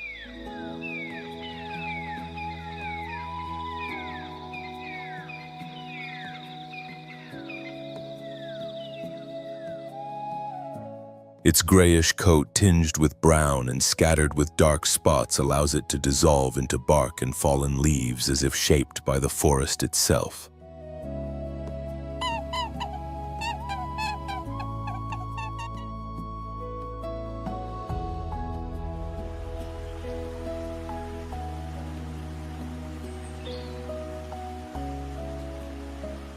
Emerging nearly 2 million years ago, this species has developed remarkable adaptations to survive the harsh climates of the northern hemisphere.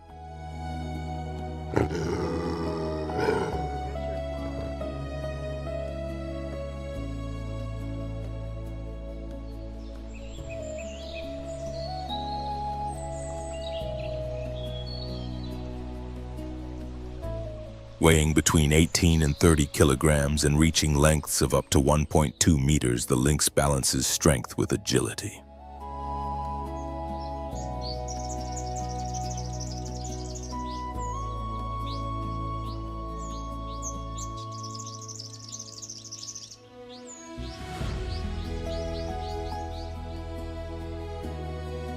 Its short-tailed, dense, double-layered fur and the distinctive black tufts on its ears are all essential features for enduring extreme cold.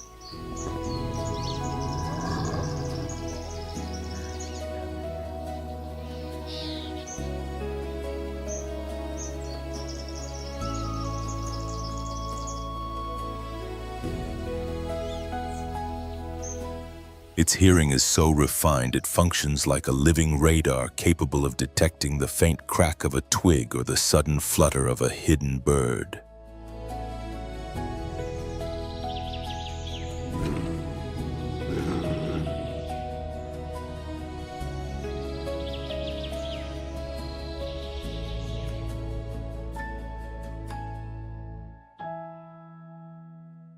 Within the same forests inhabited by the Siberian tiger, the lynx leads a solitary and elusive life.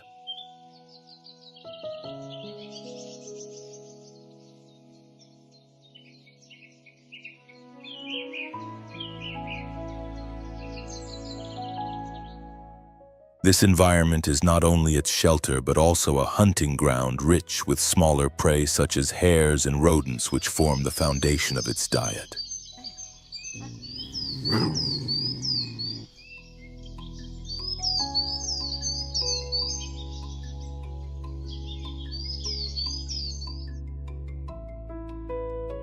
By regulating the populations of these animals, the lynx indirectly protects low vegetation from overconsumption, helping to maintain the balance of the ecosystem.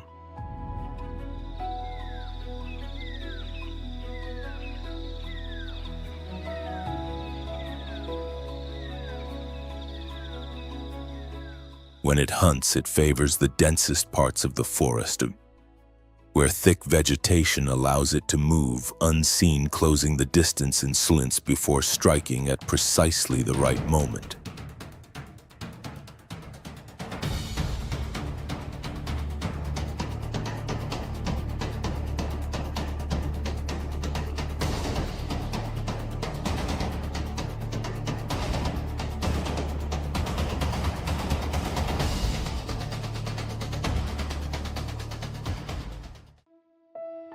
Summer arrives across the plains of western Siberia as ice and snow withdraw, making way for a powerful resurgence of life.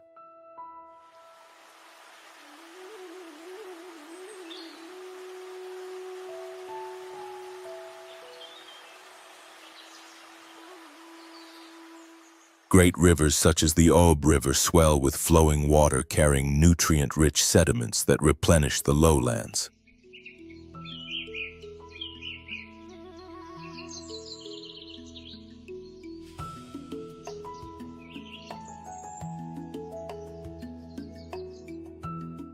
These waterways act like natural arteries, sustaining a vast ecosystem and ensuring that both the smallest plants and the largest animals find what they need to endure.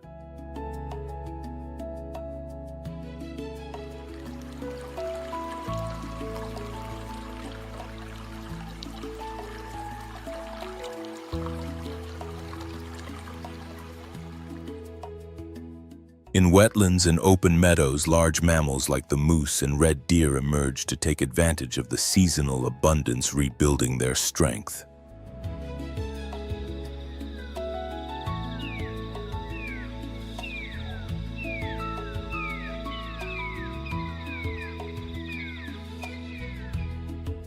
At the same time, predators such as the gray wolf and the Eurasian lynx move silently through dense vegetation, using it as cover to approach their prey.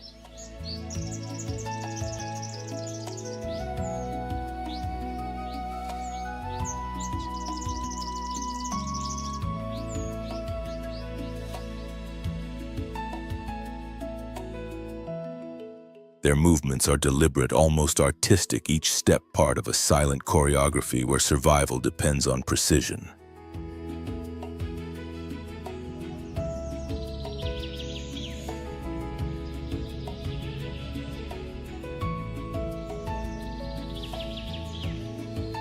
Beneath the gentle light of summer, the Lena River becomes a vital pathway not only for the plains, but also for the brown bear.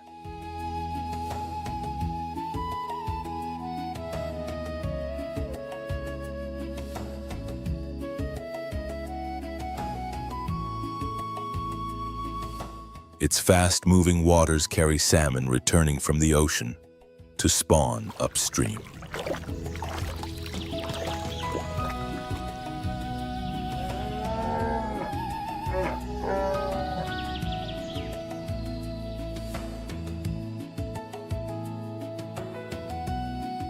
These fish provide an essential source of energy, allowing bears to recover quickly after months of hibernation.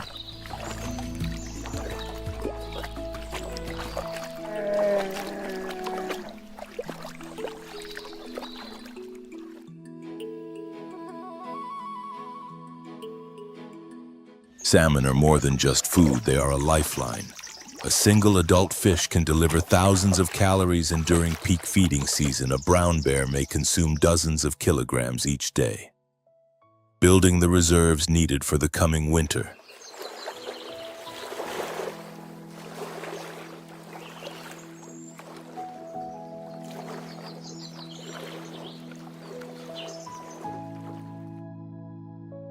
With long, powerful claws, bears wait for the precise moment to seize fish struggling against the current.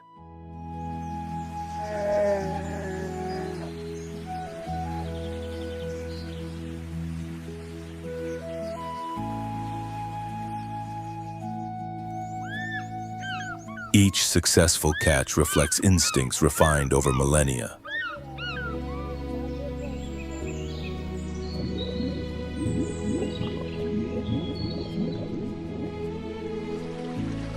Their thick brown fur blends naturally with riverbanks and forest shadows, offering effective camouflage.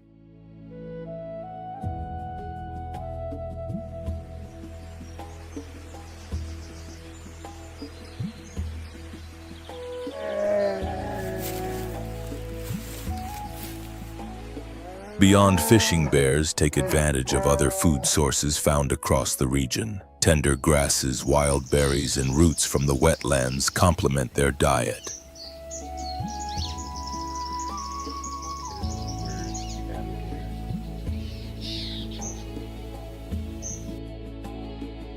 This diversity not only ensures their survival but also supports the broader ecosystem.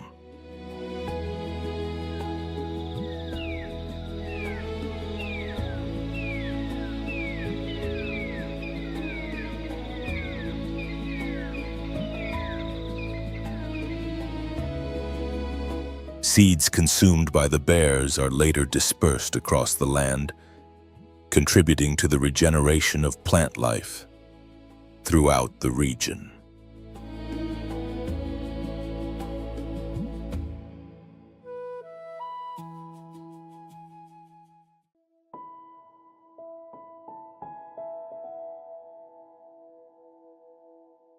Under the clear blue skies of summer, the western Siberian plain stretches like a vast green tapestry where wetlands, dense forests, and winding rivers intertwine like veins that sustain the land.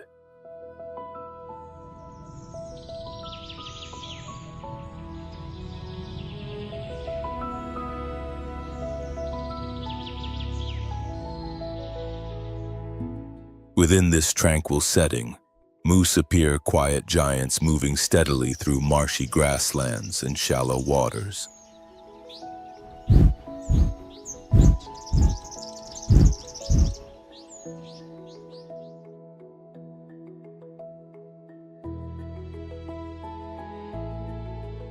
Their presence is a reminder of life's resilience and nature's remarkable ability to adapt.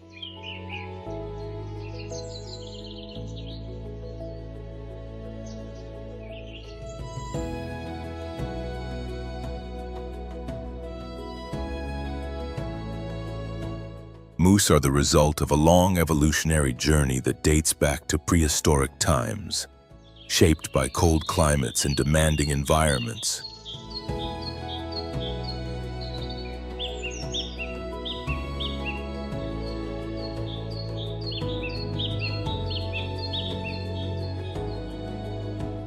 Over millions of years, they adapted to flooded forests and expansive wetlands across the northern hemisphere. From North America to Siberia,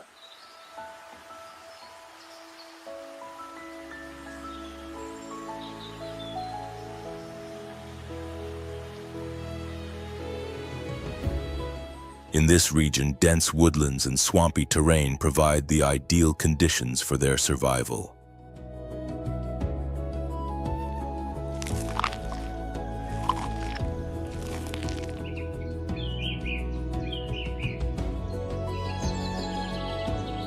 Summer is when they reveal their full strength. With long, powerful legs often reaching over 2 meters at the shoulder, they move with ease through mud and soft ground, places where many animals would struggle.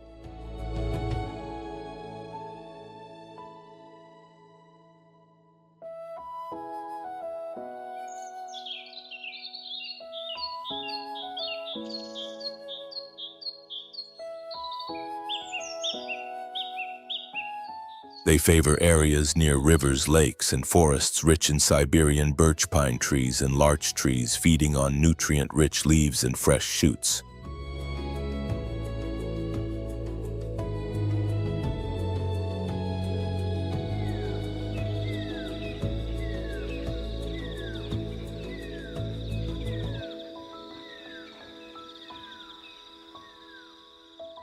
This abundance allows them to store the energy required to endure the extreme winter ahead.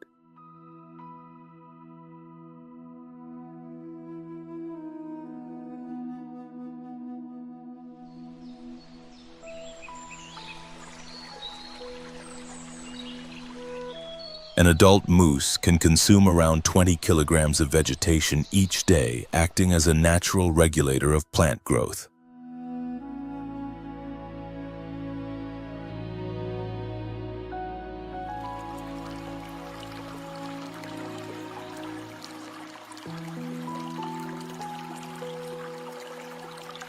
Their role within the Siberian ecosystem is essential. By feeding, they help control vegetation density and maintain environmental balance.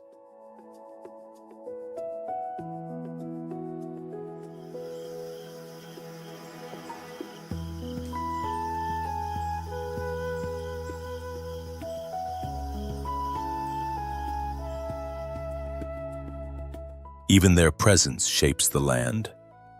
Their droppings enrich the soil, while the deep tracks they leave in soft ground create small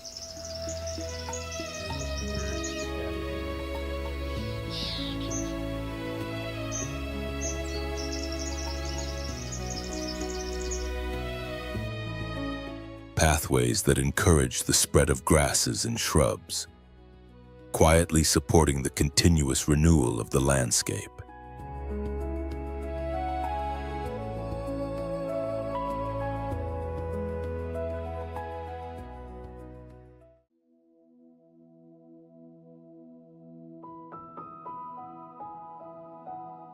When summer settles over Lake Baikal, its GBH deep blue waters seem to stretch endlessly toward the horizon.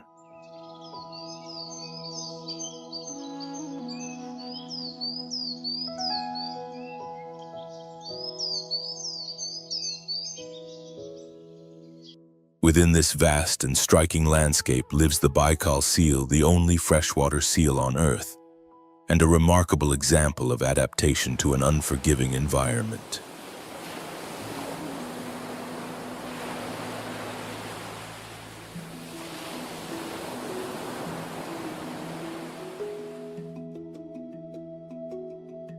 Yet today, its population, estimated between 70,000 and 100,000 individuals, remains far lower than in previous decades, affected by overfishing, pollution, and the growing pressures of climate change.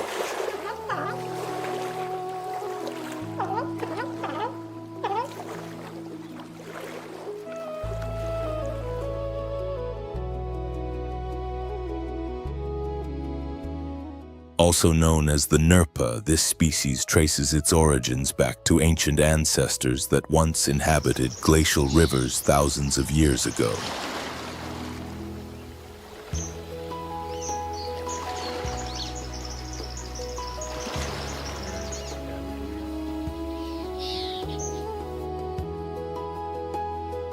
As the ice retreated, they became isolated within Lake Baikal, setting the stage for a unique evolutionary path that shaped them into specialists of freshwater life. They typically measure between 1.1 and 1.5 meters in length and weigh between 50 and 70 kilograms.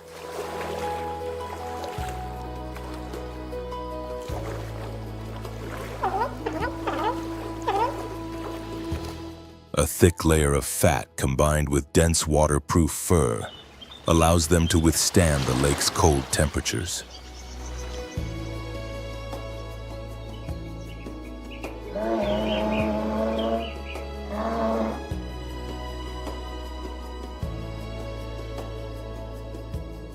Their silvery gray coats reflect the summer light mirroring the sky above the water's surface.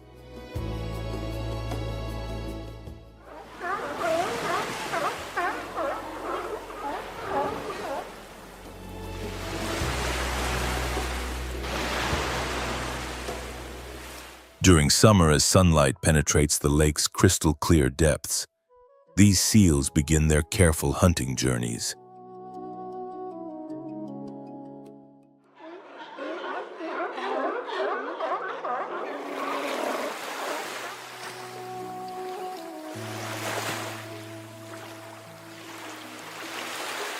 They can dive beyond 400 meters in search of the golemianka fish, a nearly transparent, nutrient-rich species found only in this lake.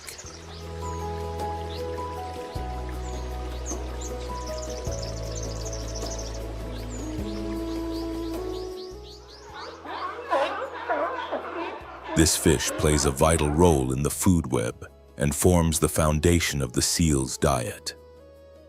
An adult may consume between 3 and 5 kilograms of fish each day to sustain its energy, travel long distances, reproduce, and care for its young.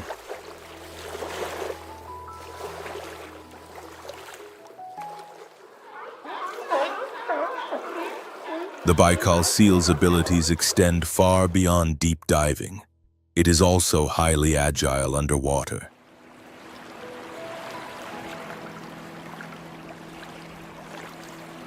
Its large, light-sensitive eyes allow it to detect movement in dim environments, while its streamlined body lets it glide effortlessly through shifting currents. Every movement reflects precision and control traits of a well-adapted predator within its domain. Beyond its role as a hunter, the Baikal seal is essential to the lake's ecological balance. By regulating populations of smaller fish, it helps maintain the stability of the food chain and supports the overall health of the ecosystem, one that sustains a wide range of life forms.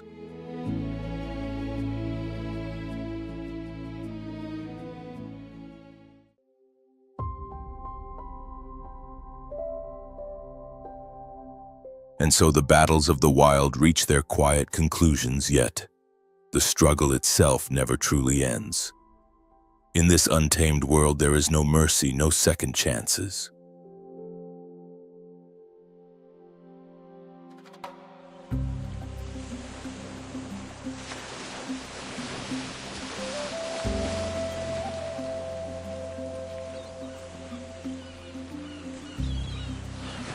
Each sunrise brings a new trial, and each sunset leaves behind exhaustion, unseen wounds, and a silence that tells its own story.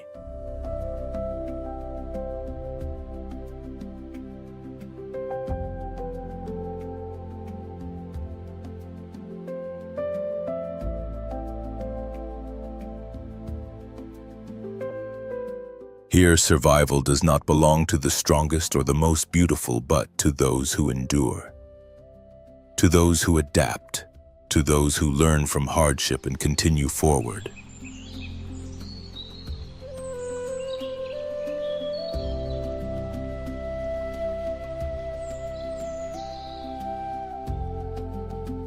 In the wild, weakness finds no shelter, and even the smallest mistake can come at the highest cost.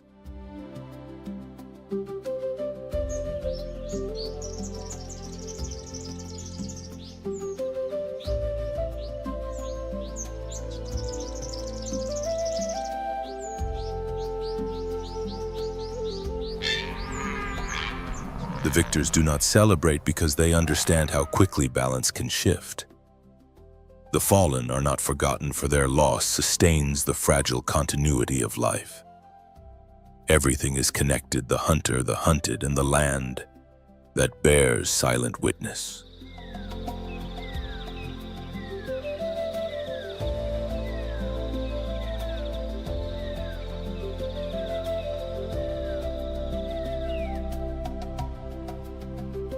This is not a cruel world, it is an honest one. A world where life defends itself with every heartbeat, and only those who stand firm can claim their place beneath the sun. There is no space here for fragility, only for those who endure.